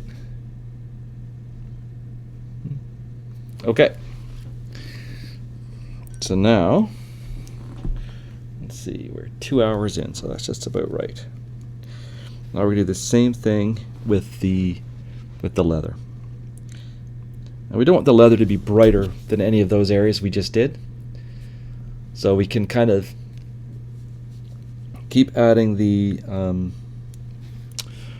I would say we add, so this orange that I'm using, I'm going to basically, I already did a 50-50 mix of the dark brown and this orange. So I think I'm going to pretty much use this orange straight now to do my next highlight on all the leather. And the same way as we just did the shirt, we're going to do very, very, very small brush strokes on the leather. The leather doesn't have to look smooth, okay? In fact, it's okay if it looks a little bit battered. So I'm going to start on the same place I did last time on that. In fact, I'm not. I'm going to go up. There's a collar on the coat, which is just visible under her hair in there.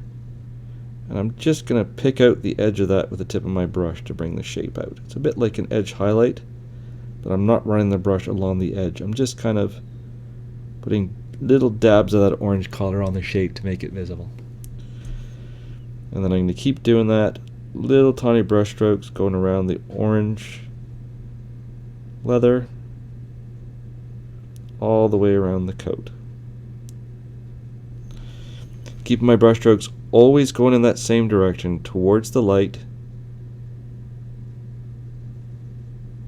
and don't completely cover over the previous layer.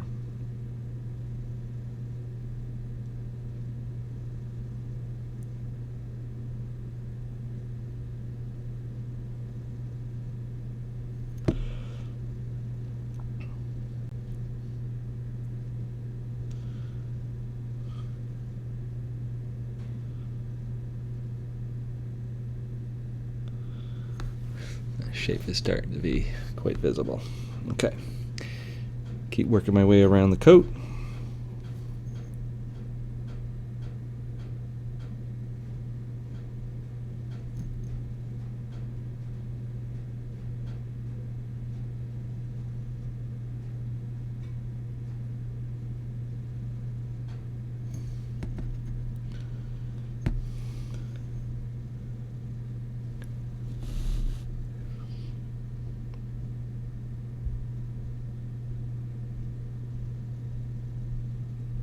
Tiny, tiny little brush strokes. Just bear in mind, I'm doing those tiny little brush strokes because I don't want the leather. It's my choice not to make the leather look smooth. You can make the leather look smooth if you want to. I want it to look a bit like a rogue pirate. Lots of time at sea, so the leather is not really, it's a bit battered. I don't want it to look perfect. So I'll keep working my way around the coat. Pick out those shapes on the cuffs. And the little gauntlet-y bracery thing she's got going on there.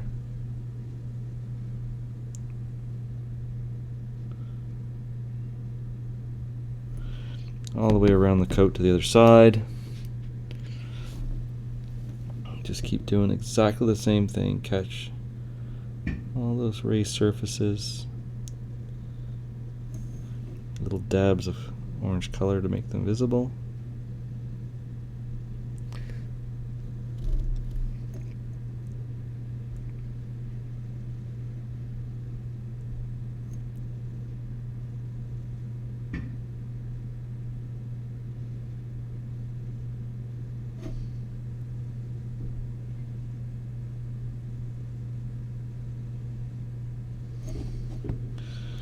Alright, so now that's the coat done.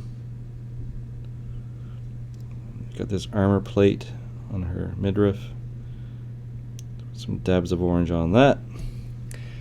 Same thing on all these belts. Kind of focus more on the edges of the belts than in the middle.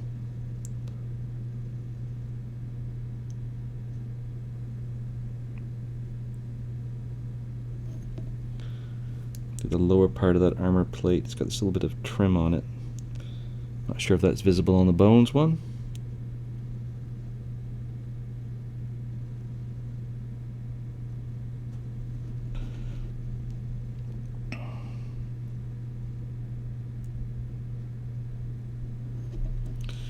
A little spyglass case gets the same treatment.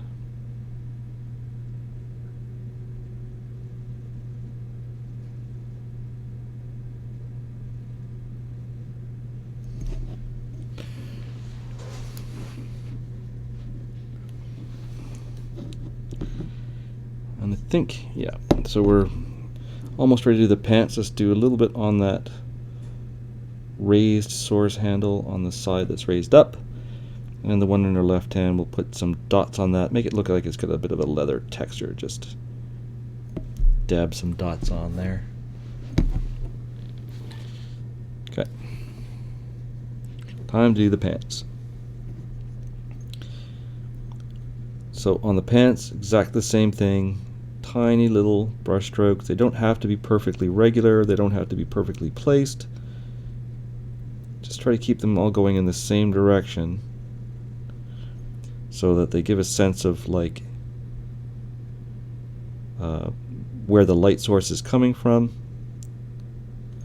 and that the leather is a little bit kind of beaten up. Focus really on the raised areas on those surfaces, not on the lower areas.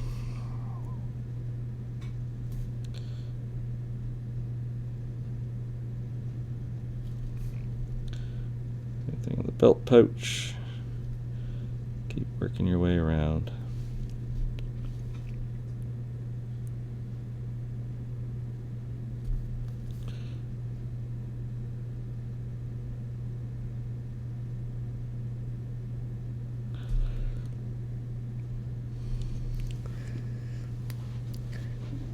Super quiet now.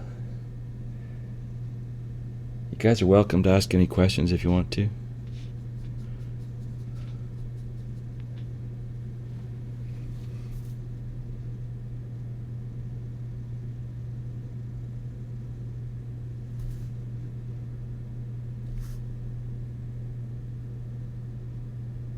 Just charging along and muted. Yeah, no worries, no worries.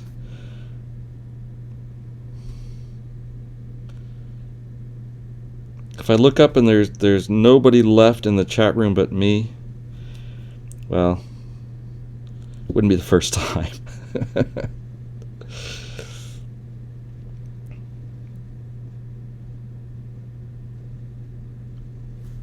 There's a couple of people following on Twitch as well.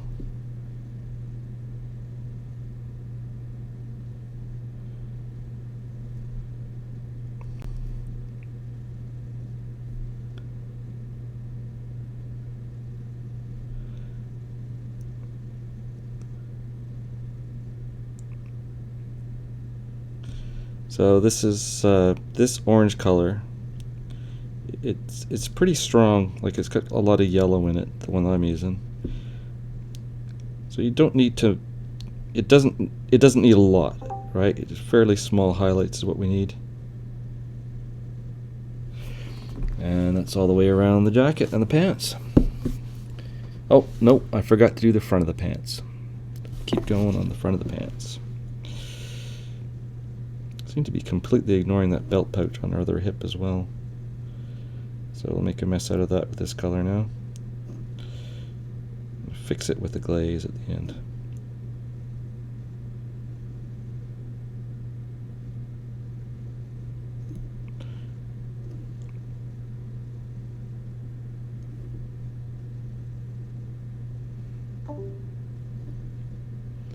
So at this point, all of her leather looks kind of uniform, right? Like, it all pretty much looks like it's the same color.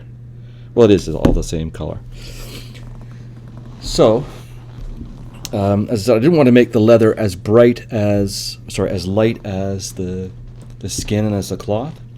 So I think, like, the lower part of her body, that's light enough. But the leather around the center of her body, I think, can go one step lighter.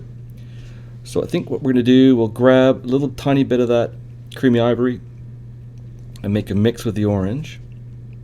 Doesn't need to be super bright, but we're only going to apply this really on the front and in the center, and anywhere like we want to bring the focus, bring the eye's attention. So I'm not going to do this all the way down the boots. We're not going to do this really everywhere. I think we'll do a little bit on maybe the little spyglass there, a little bit on the edge of that, just to kind of bring that up a little bit. But it doesn't need, we don't need this everywhere, right? That leather arm, we'll put a little bit on the corner of that to make it visible as a shape. Top of the belts.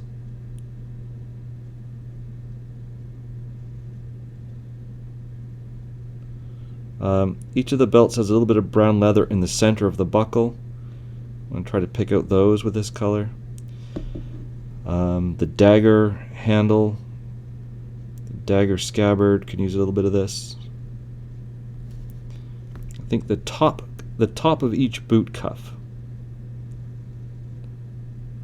Just a little bit of that to separate the cuffs of the boots from the pants.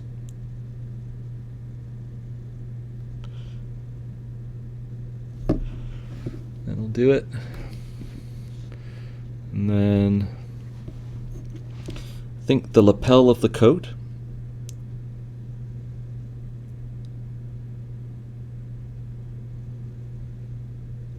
Definitely gets a little bit of that along it. Little bits of her sleeve that are raised up. A few dabs along the highest edges of those.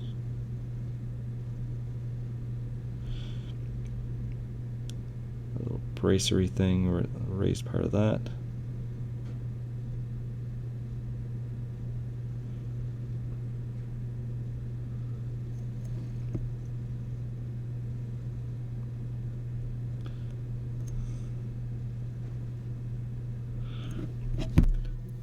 I think the other side of her coat as well, the other lapel.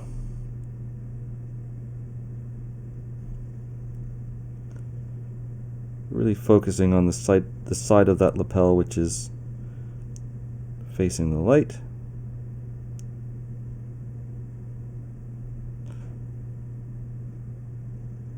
Maybe just a touch on that other, on her left bracer.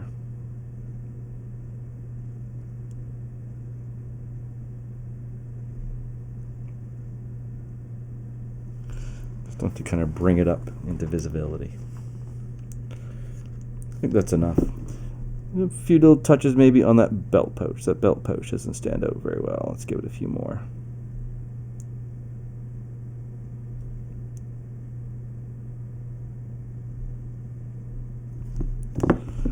Yeah, good enough.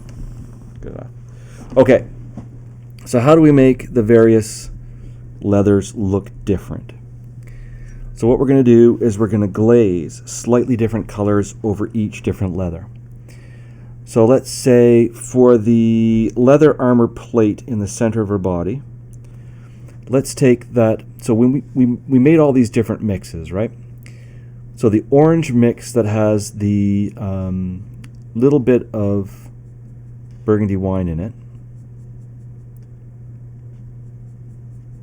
Let's make a glaze out of that, and we're going to put that over the piece of leather in the center of her body. So we take a bit of that off to the side somewhere, it doesn't really matter where. And we're going to make that like 10 parts water, 1 part paint. Just add a bunch of water into it.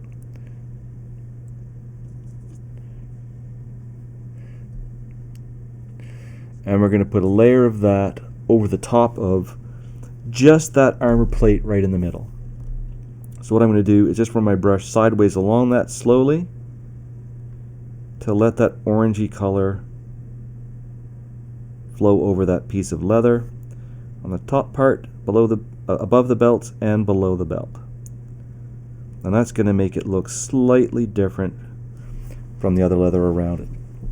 Now that's not much, but it's a start. So let's do the same thing again with the green mix that we made with the burgundy wine. Let's grab a little daub of that and make a wash, or sorry, a glaze out of that. Kind of a gross gray-green glaze. Mostly water, but a little bit of paint. So just to give you a sense of how dark this paint is, if you look at my thumbnail, okay, that's about how dark the paint is. It's more water than paint for sure. Okay, I think we're going to do that color over the pants. The pants are going to be sort of black and green, but not the leather boots, just the pants above the boot cuff. So we put a little bit of that color over that, and that's going to slightly change the color of those pants. Now, inks are ideal for this trick, for changing the color of leather.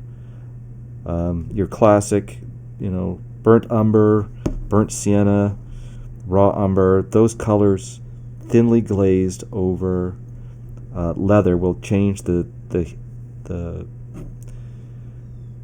it'll tint them, bring out the warmth of the oranges and browns you've already put on, and if you use different colored inks to do those glazes, it's going to make those different areas look slightly different. All the leathers look slightly different from each other. Just kind of what we're looking for.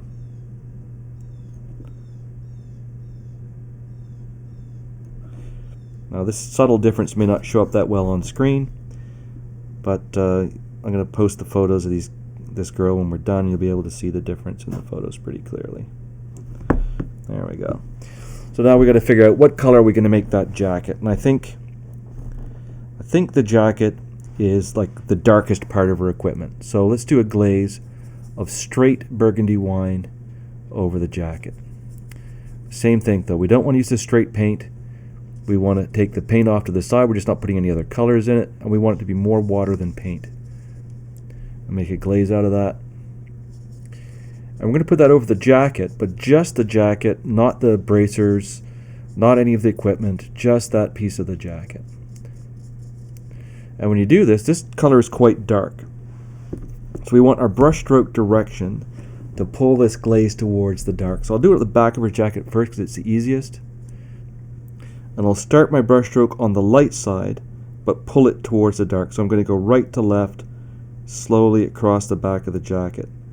And this little bit of burgundy is going to kind of darken and dirty that bit of leather, and it's going to add to the saturation of the burgundy in that shadow we made earlier, and make the jacket look a little bit more purpley. And I'll do the same thing on the sleeves of the jacket, but I'm not going to do it on the bracers. Leave those bracers the color that they are. So when I go to do the front of the jacket, I'm going to turn the Mini around the other way. So I have a little bit better control of how I'm doing this. That way I can do my brush strokes from the light towards the dark without worrying about the purple ending up causing me that lovely coffee stain effect. Do that on the collar, and I'm going to do this on the lapel. Now if you make a mistake and you get this on the skin tone, it's not the end of the world. This color is already there in the skin tone, so it's not going to make a huge mess. It might get a coffee stain, and you clean up the coffee stain. You could just put a little flood of water over it to then clean it up. I'll do that on purpose here so you can see what I mean. I'm going to put an accidental flood of this burgundy wine on her sleeve. Okay, so there's the flood that I didn't want. So I get a little bit more water in my brush, put some more water on there to dilute it. Dry my brush off. And then when I put the tip of my brush into that puddle of water, it lifts it back into the brush and leaves very little mark on the leather color that we had going underneath. Now if you leave that for too long, it's going to dry, and that's not going to work. But it does help clean up if you made a mistake. And that'll work reasonably well on the skin tone as well. But you're likely to get at least a tiny coffee stain. But then you can go and clean that up with the flesh tone afterwards if you need to.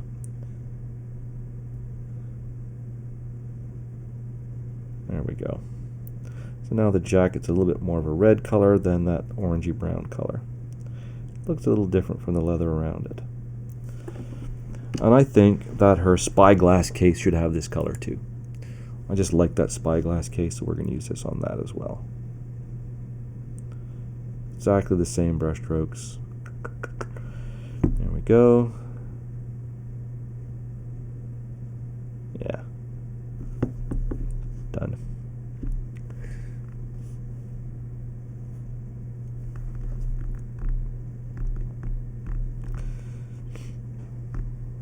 It's looking pretty good for a kind of beginner level effort. We can do the same thing. So that was a glaze to tint things, but we can do the same thing to blend. So like you can see on my scarf here where I don't have a very good blend going on there, like in these layers. So I think I'm going to take that green. This is the straight leaf green. I'm going to make a green glaze. And I'm going to glaze over that green part of the scarf. It's going to increase the saturation of the green, so make the green look a little bit brighter. And it'll also make those different areas of the green closer to being the same color. So it'll make the lighter areas dark, it'll make the darker areas light, and when it dries, that patchiness will be resolved a little bit. So that's a glaze to do a little bit of blending. Do the same thing on the top part of her headband. Oh, got myself a little bit of a flood. No panic, just do what I did before, clean off my brush, and then suck that extra paint back into the brush. Gone. Just like that.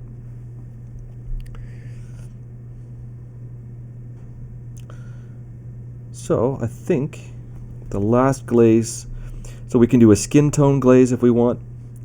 I'm kind of liking the skin tone though. I don't feel like I want to do a glaze on that one myself. But I am definitely going to do a glaze on the orange hair. So I'm going to make a glaze out of that carrot top red. Going to be careful not to have too much of that on the brush. Excuse me.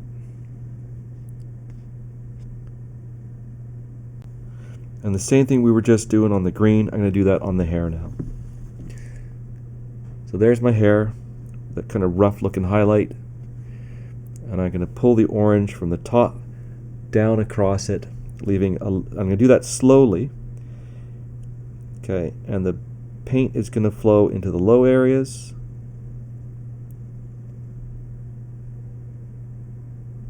And it'll help make the orange brighter and make the blends look, the layers look a little bit more smoothly applied. We don't want to flood that if we can avoid it. Do that on the front and on the back.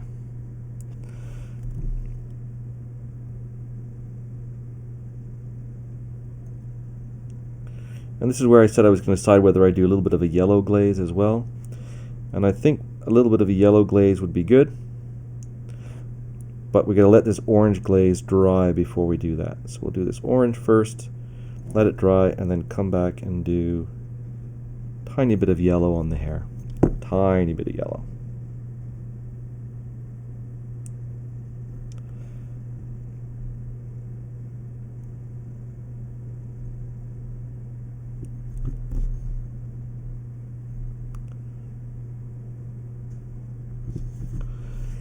Okay, I'm pretty happy with that. That hair is looking properly orange now. Missed a spot under there. Yep. Okay, so what have we not done? We haven't done any metallics yet. So let's do some metallics. All right.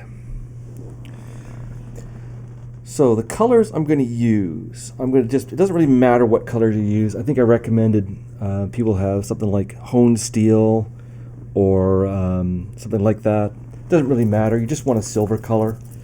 I try to avoid filigree silver. It's kind of a light silver. And we just need a dollop of whatever silver color you're going to use on the palette. Doesn't really matter where. And then for gold, I think dragon gold is a lovely gold color. Don't know if I have that right in front of me. I don't. Let me grab a different gold color.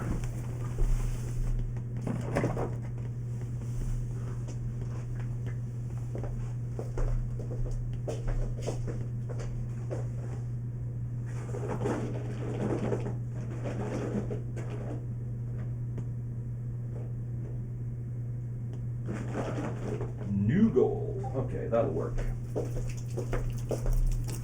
I don't think this particular paint's been used in like 2 years. It's from the painting class boxes.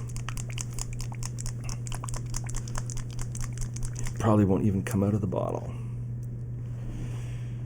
And dump that up there somewhere. Ugh, there we go. Okay. So I'm going to change to a different brush to do the metallics. So I was using a sable brush, but I'm going to switch to using a synthetic brush for my to do the metallics. Just, I don't know, some people say it doesn't matter, but I just kind of feel better about keeping the metallics out of my nicer brushes. That's why I do the metallics at the end as well, so that don't get gold flakes or whatever in the water and then put them all over the other places on the Mini, which doesn't look too nice. So what do we need to paint? We need to paint the metallic parts that are steel, a silver color, and we're going to paint a bunch of other stuff a gold color. So the gold color is going to go on the pommel and hilt of the swords. The gold color is going to go on the pommel of the dagger, on the little spyglass. There's a few little belts and buckles you can put it on if you want to. She's got earrings. If you feel up to it, you can put some gold on the earrings. And then she's got buckles on her boots.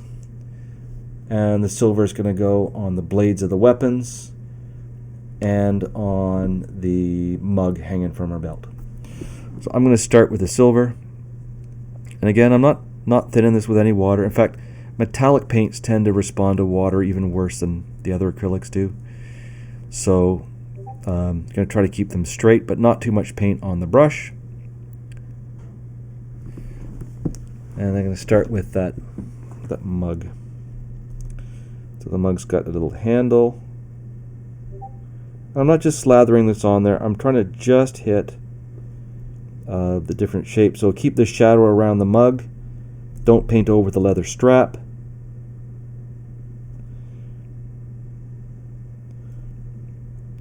I don't know, I thought that was a mug, but now that I've got some paint on it, I think it might be a purse of some kind. I don't know. Or maybe it's a drinking horn. I think that might be what it is. It might be a drinking horn. Oh well, too late. Doesn't matter. And I'm going to paint that same silver color on the sword blades.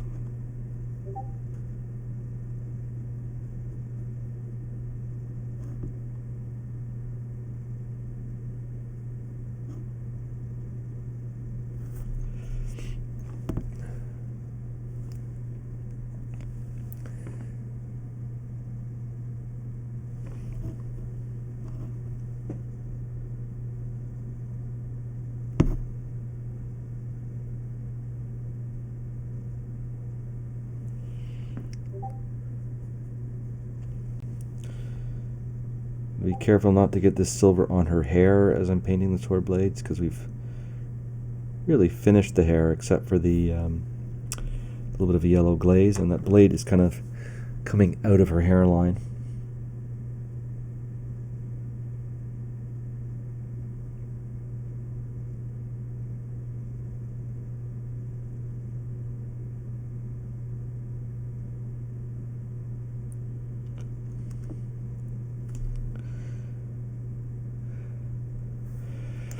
Alright, I think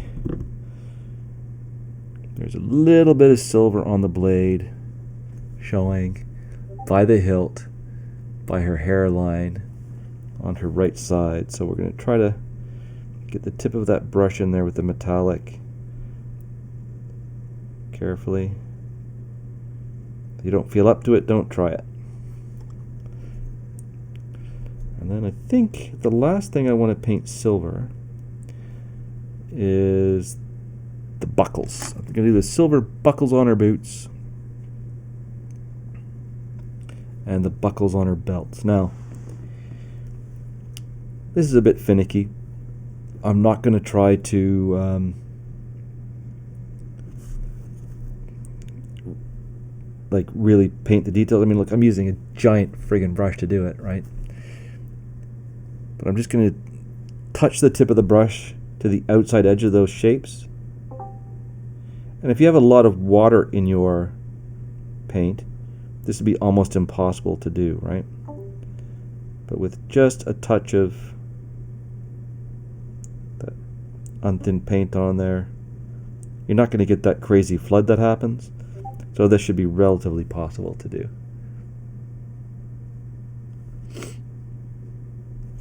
Same thing on the boots. The little square buckle on the boots gets a little touch of metal.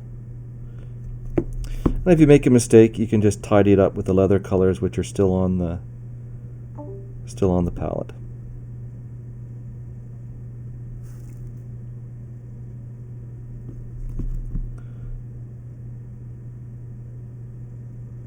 There, good enough for me. All right, and I'm going to clean that brush off. Make sure the brush is not all full of water, because there's nothing more irritating than accidentally making a flood. And I'm going to load up with the gold. Now I'm using new gold, which is a very transparent gold paint. So I think for the first coat, I'm going to put a little dab of brown in it,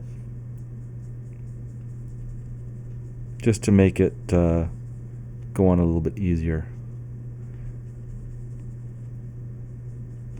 So I'm mixing the brown with the gold 50-50. You don't have to do that if you don't want to. I'm just doing that because I'm using this new gold, which is kind of a thin paint. And I'm going to paint the hilts, the pommels, the spyglass,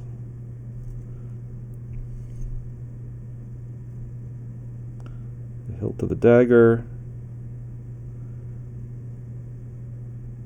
any buttons I happen to spot that I haven't painted already.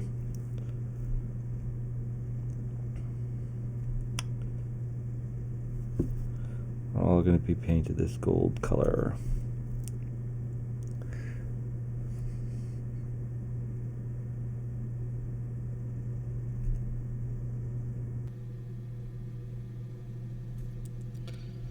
There's a couple of buttons on her back. I think I'll paint those gold as well. Oh yeah, and there's that little cuff thing there that I decided was a couple of bracelets earlier. So I'm going to paint that. I'm going to paint one of them gold, leave one of them brown. I don't really know what they're supposed to be.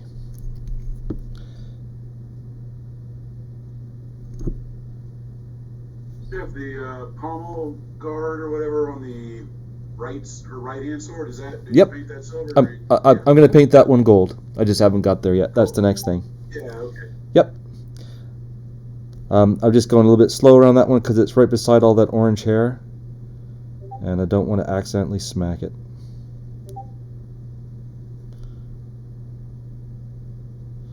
There's actually some interesting shapes on there you could paint as gems if you want. We're not going to do that today.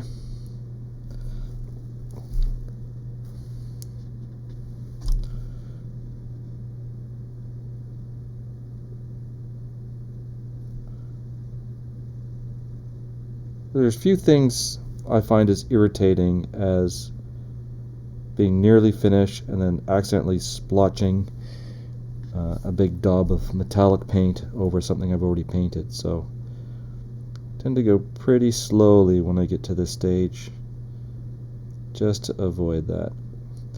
Okay, so that was the hilt on that fancy sword, and I'm going to do the pommel of that sword gold as well.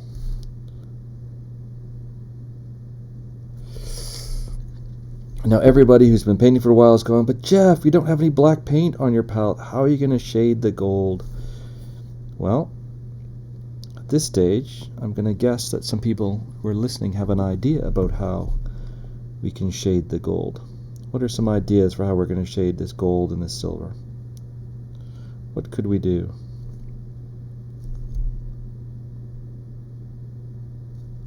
Use the purple. Use the purple. That is absolutely correct. So I'm going to go back and get a nice big mess of that purple glaze again. I don't remember where I built it. I guess I'll just have to make some new stuff. And I'm going to glaze that burgundy wine that I'm using, whatever color you're using, over all the metallics. So the sword blade, I'm going to start out at the tip of the sword blade and I'm going to work my way in. Just kind of pushing the purple. See that big blob of purple there? I'm going to push that in close towards the hilt. So I probably had too much paint on there. I'm going to clean some of that out. Do that again and just kind of push that purple in towards the hilt. There, that's more like what I was looking for, like that. And do the same thing on the gold. Do a little bit on the handle as well, just because, you know, I feel like it. Now here's a trick. Got this one from a class I did with Matt DiPietro. You load up your brush with your wash and you think that it's too thick still. You test it on your thumb. Too thick. Well, if I dip the tip of the brush in the water now, that loaded up the brush with water, so whatever's in there is thinned even further. I'll dab the excess water off, and then now my wash is quite a bit thinner. And that's a good way to keep control over the how thick your washes or your glazes are. I did a week-long, no, not a week-long, it was a weekend boot camp in Seattle with Matt, and it was really a game changer for me. It was one of the first times I got to take a painting class at all, and it was worth every minute. And not just learning to paint from Matt, but also meeting other painters and kind of hearing how they approach things. And it was really worthwhile. I'd do it again in a heartbeat. I think Matt's actually doing a 4-day boot camp, or master class, I think they're calling it, at LVO. And yeah, really worthwhile. Yeah, I saw that. Saw Ben Comments also was doing one. And Yep. saw that pretty. So's I think Eric Swinson, Andy Wardle. There's a few of them doing that, and all really worthwhile. But having personally taken a class like that from Matt, I can say from personal experience that it was very worthwhile.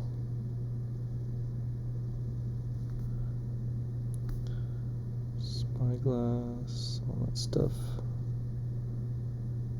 I'm doing this over the belt buckles as well, doing it over everything. Everything that I just painted metallic, I should say.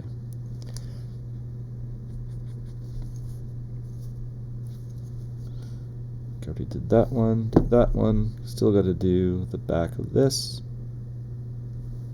Sorry, that kind of basket hilt looking thing.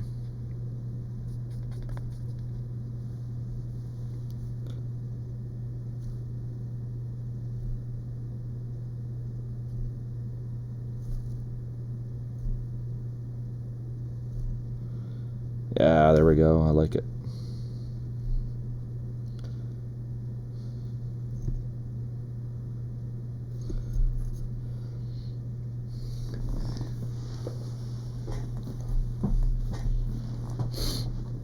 Alright, so we need to give that a minute to dry.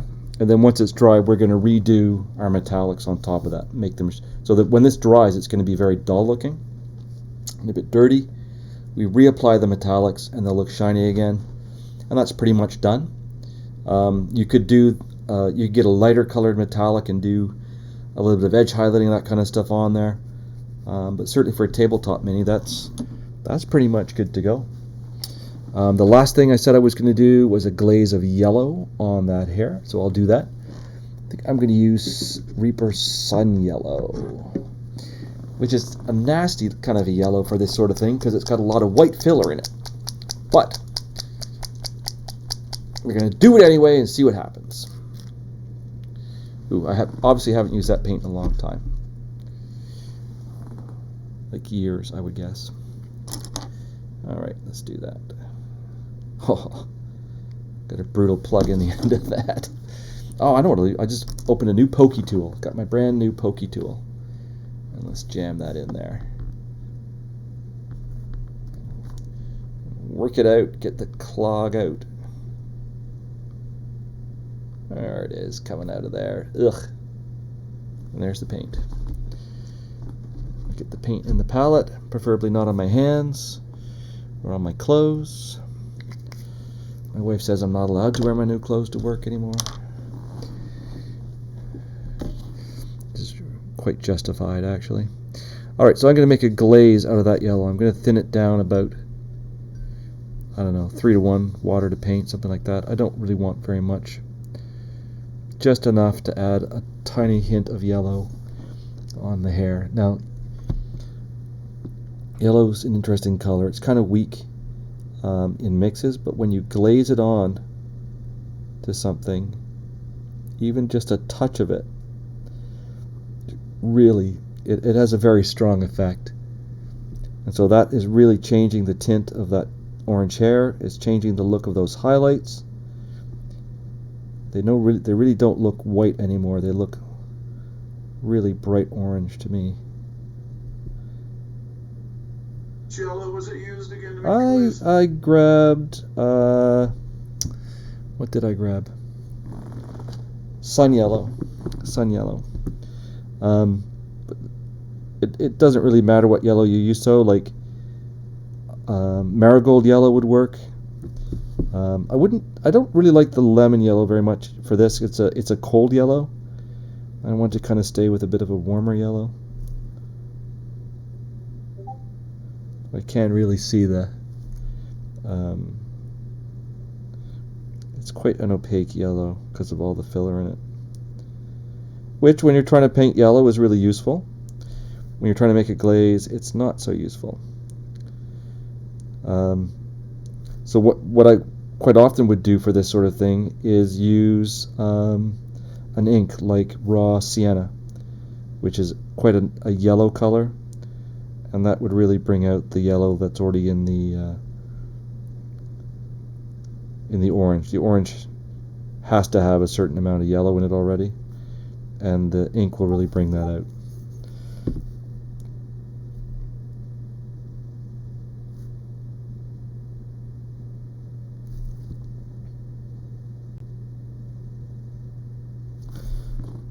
Okay, that's making her hair look a little bit more like a carrot top. I'm liking it. And I think that's... Yeah, go ahead, Kevin. Oh, I was just going to say I got some raw sienna here. I just got some from Amazon and for Aaron's class. Yeah, is it... which type? Is it Liquitex or one of those? Yes, Liquitech raw sienna. Nice, nice. So if you want to do that glaze on this with that color, it works exactly the same way. Just got to bear in mind that it dries a little bit shiny, whereas this is going to dry matte. So when you're done, it actually works better for this because it's got a natural kind of a sheen to it. Yeah, so normally with this, when it's dry, I would add a little bit of maybe pure white to bring my highlights back up. with the ink, you wouldn't need to do that because it's going to have a little bit of a shine to it. It also doesn't Right. mute the See a highlights. Clairol pirate. Yeah, it's really good. It's the right tool for the job.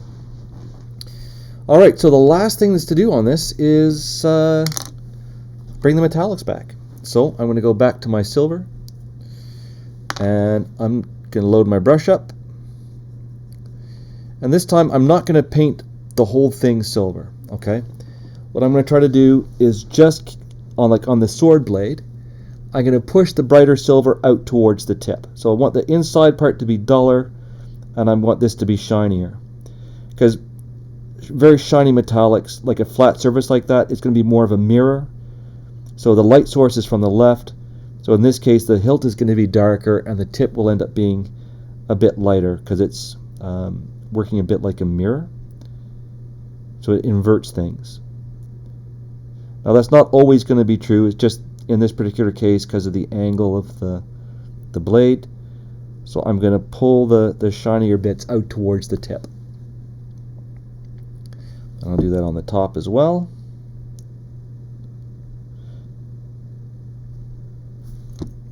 I'll do it on both sides of the blade.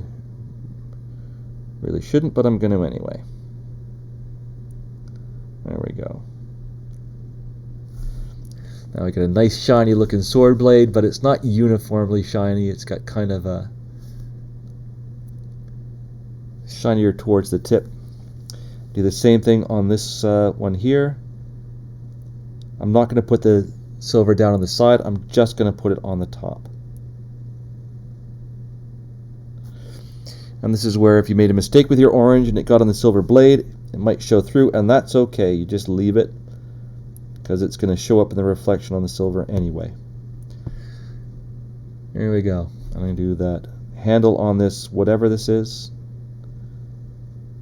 Do a little bit of the side of it, make it shiny again. I think it is supposed to be a drinking horn. It's not like a pewter mug. Doesn't matter. That's too late.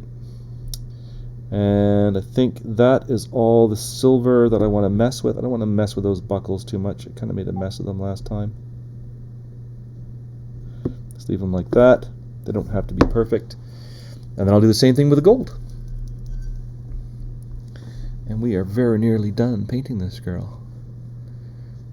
So this time I'm going to use the new gold straight. I'm not going to mix it with the brown. But where I already used the new gold mixed with the brown, that's going to give it a better foundation to make this gold look better. But I might need to do this gold a couple of coats to get it to really get shiny looking. I'm not painting the whole surface with the gold either. I'm just kind of doing little highlights of it. So like that triangle on the blade, I just kind of hit the upper edge of the triangle. Hit the upper edge of that by her thumb. Maybe a dot on the bottom just to make it look weird. On this one up at the top. Yeah, it's kind of an odd looking hilt or pommel. Put a brown highlight on the top and maybe put a dot over there. That makes it look shiny. Turn them around, do the same thing on the back. A little bit on there, a little bit on there. I'm not painting the whole thing, just actually in principle it's the same as doing non-metallic metal. I want the shiniest highlight to be kind of partway down the arc of the curved surface and right against something which is darker. That'll make it look shinier. There we go. I'm going to do a little bit more of that new gold on this bracelet thing on the back here. And a little bit on the front. Not too much, just a touch to make it look a little bit blingy. I'm not really feeling up to painting her earring gold, so I'm not going to. Maybe another day when my hands are feeling a bit steadier. But I'm definitely going to bring back the gold on that spyglass. There we go, and I'm going to put a little highlight on the side of it. Sound effects help when you're painting. Like that. That was maybe a little too much, but oh well. Now we're going to do this super... Sound effect? Too much paint. There's never too much sound effect. You see me when I'm painting spaceships, man. It's crazy in here.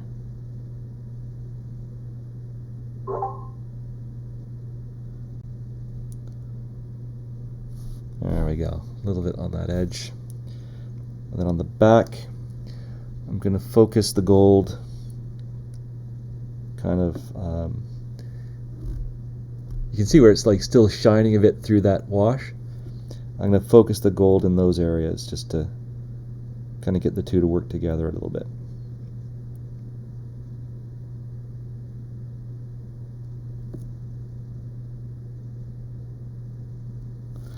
There we go.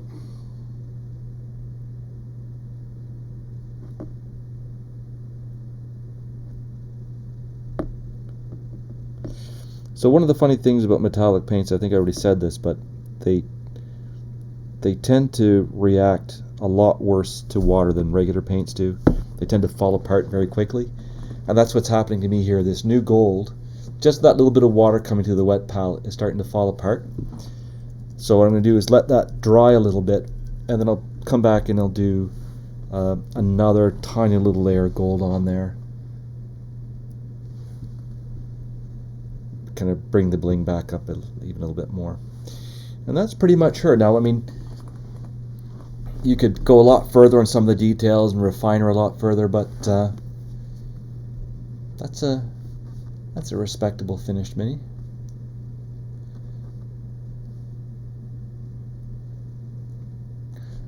So we got a few minutes left. Does anybody have any questions they want to ask, or anything they'd like me to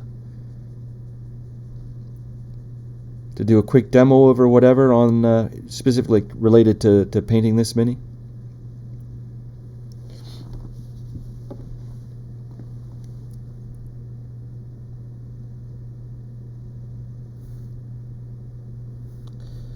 It's okay to say no. We've heard enough from you, buddy. You've been talking for 3 hours. Time to shut up. That's totally cool too.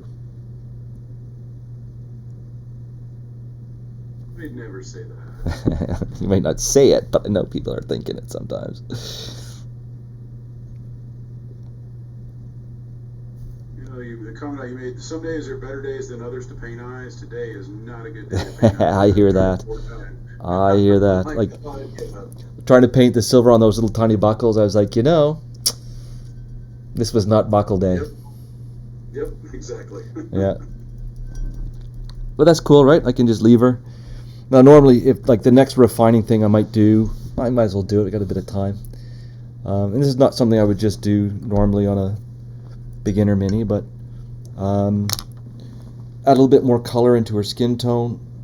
Get like a mahogany color or something like that, and glaze a little bit more red into the skin so she looks a little bit more alive.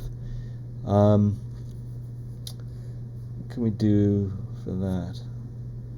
I don't know. We'll use eyeliner and blush and. Oh yeah, you can do. The sky's the limit, right? You can do as much as you feel comfortable with. For me, for me right now, that's pretty much nothing. I'm not feeling super steady today, but it's a funny thing, right? Like when I started painting at about what time it was, 1:30, 2 o'clock, something like that. I was feeling pretty unsteady. I'm feeling quite a bit better now. It's like I got warmed up as I was painting, so I might actually have a chance of putting this red on her lips instead of on the side of her face. So that's what we'll do. Yeah, I keep getting the Joker lips every time. I've redone her lips 3 times as well. It's Oh yeah? Joker every time. So right now on mine, her lips are the burgundy wine, right? There's no other color on there yet. Yes. So the trick now is going to be, I don't have very much red on there. There's fire red. Reaper fire red is on the brush. But it's not going to look that bright on the mini because of that burgundy wine. It's going to make it look duller. Or desaturated, I guess would be a better way to put it. So I'll line her up to the brush. And if I was going to do the upper lip, I'd come in that direction. But I'm going to do the lower lip, so I'm going to bring the brush down on that angle. And just put an oval dab on the lower lip like that. Now it doesn't hurt that my brush is like, this is currently my favorite brush. It's a, what is this, a Da Vinci Maestro size 1. and it's really lovely. So yeah, I'm pretty happy with that. That was not too bad. And actually, this fire red is not the right color for this, but I'm going to do it anyway. You want something like a little bit less bright red, but I'm going to give her some blush on her cheeks with this. I'm going to have practically no paint on the brush at all, right? Like, really not much on there. And it's quite thin. I mean, it's very, very thin, but there's not much on there either. And then when I go to put the brush stroke on, I'm going to orient her to the brush, and I'm going to start out on her cheek. I'm going to push it into her hairline across her cheek. So it's under that round highlight we did on her. Oops, that's no good. My brush tip split as I did that. So we'll start under that highlight. Probably can't even see what I'm doing. Start under the highlight, and my brush stroke is going to go back into the hairline. Just repeating it until I can just see the red. There we go. And then as it dries, it's going to darken. So if I can start to see it, just got to remember it's going to be darker when it dries than it is when I can see it. And then if I feel like I didn't get enough, I can do some more later. Actually, her shadow side of her face is looking pretty ghoulish. All cold colored and chewed up. So it might have been a good idea to do a little bit of glaze on there, but oh well, that's where we're at. I'll do a little bit on the side of her neck as well. Some on the side of her chest. In behind those collarbones, just to kind of warm her skin up a little bit.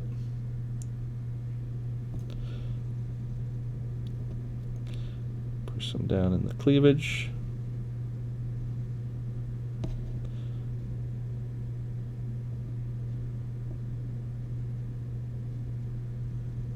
Just a touch to warm her up a bit. Another place that this is good is around the knuckles. Anywhere that you have like joints on your hand or whatever where there's a lot of blood going to be flowing. I don't mean like if you're killing people and spilling blood. I mean like blood underneath the skin. Do a little bit of extra on that. Give her a little bit of red in her ears. Why not?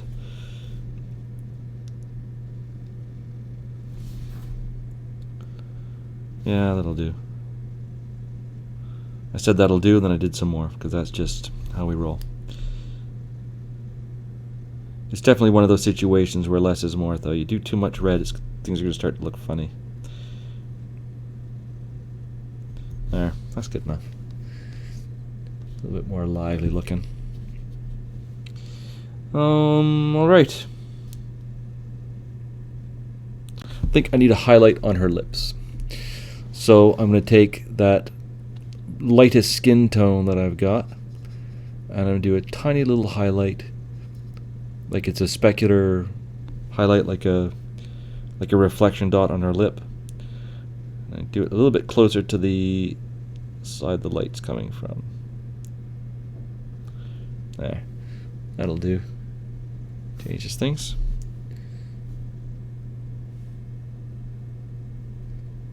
Yeah. All right. And of course, when you're refining, like from there, you can now go back and start doing whatever you want. Like, we haven't used really any pure white except for on that shirt. If you wanted to, you could go back and do the whites of her eyes. Redo a few little bright spots on the tip of her nose and the tip of her cheek.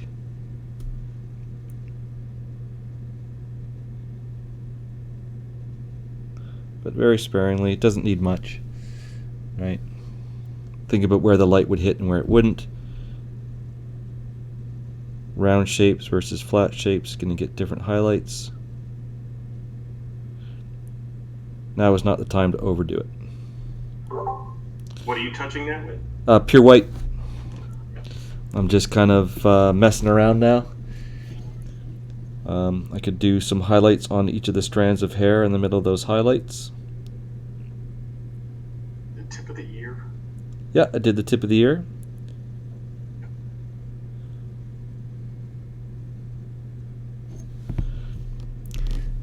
Makes it all look a little bit shinier.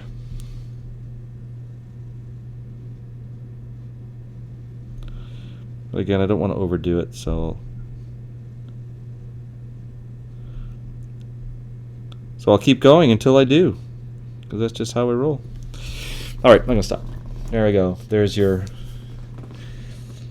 Finala pirate elf lady, and yeah.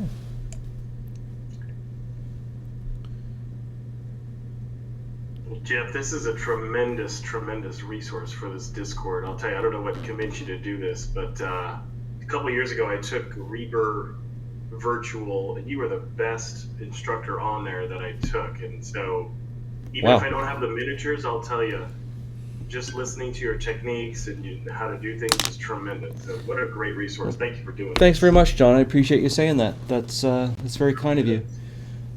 And I mean, I'm going to throw the credit back to the Miniature Monthly folks, because I've taken so many classes from them, and I've learned a ton from them. And that's one of the reasons we're doing this, is just to kind of spread the word as far as possible to get more people taking these classes. And so, we're, like, if you made it here, so you saw that we have a schedule, and if you have feedback about the classes or anything like that, things you'd like to see done differently, or techniques you want to see focused on, feel free to send me a message or a DM through here, or send me an email, send me a Facebook message, whatever, and Sure. we'll adapt. We're going to do it again in the spring if there's interest. So tell other people about it, spread the word, and it's intended to stay free. So, and hopefully the recording has worked. If the recording has worked, we'll post it on. I'll edit it a little bit, and then it'll get posted on YouTube. And that's it. Yeah. So anyway. Thanks a lot. Yeah, thanks to everybody. Thank you very much, and thanks to everybody who participated. That's I see you, Zachariah, or I guess it's Michael, and Zombeaver. I see that. Thanks very much, and I hope next time you guys all have the right minis. And don't hesitate to ask questions. It's meant to be a Q&A type thing as we go as well. So, all right, I'm going to stop there. I'm going to turn off all the video stuff, and hope to see you guys next week. Very cool. Appreciate it. I'm out of town next week, but I'll get you the week after. Sounds good, Kevin. Thanks, man.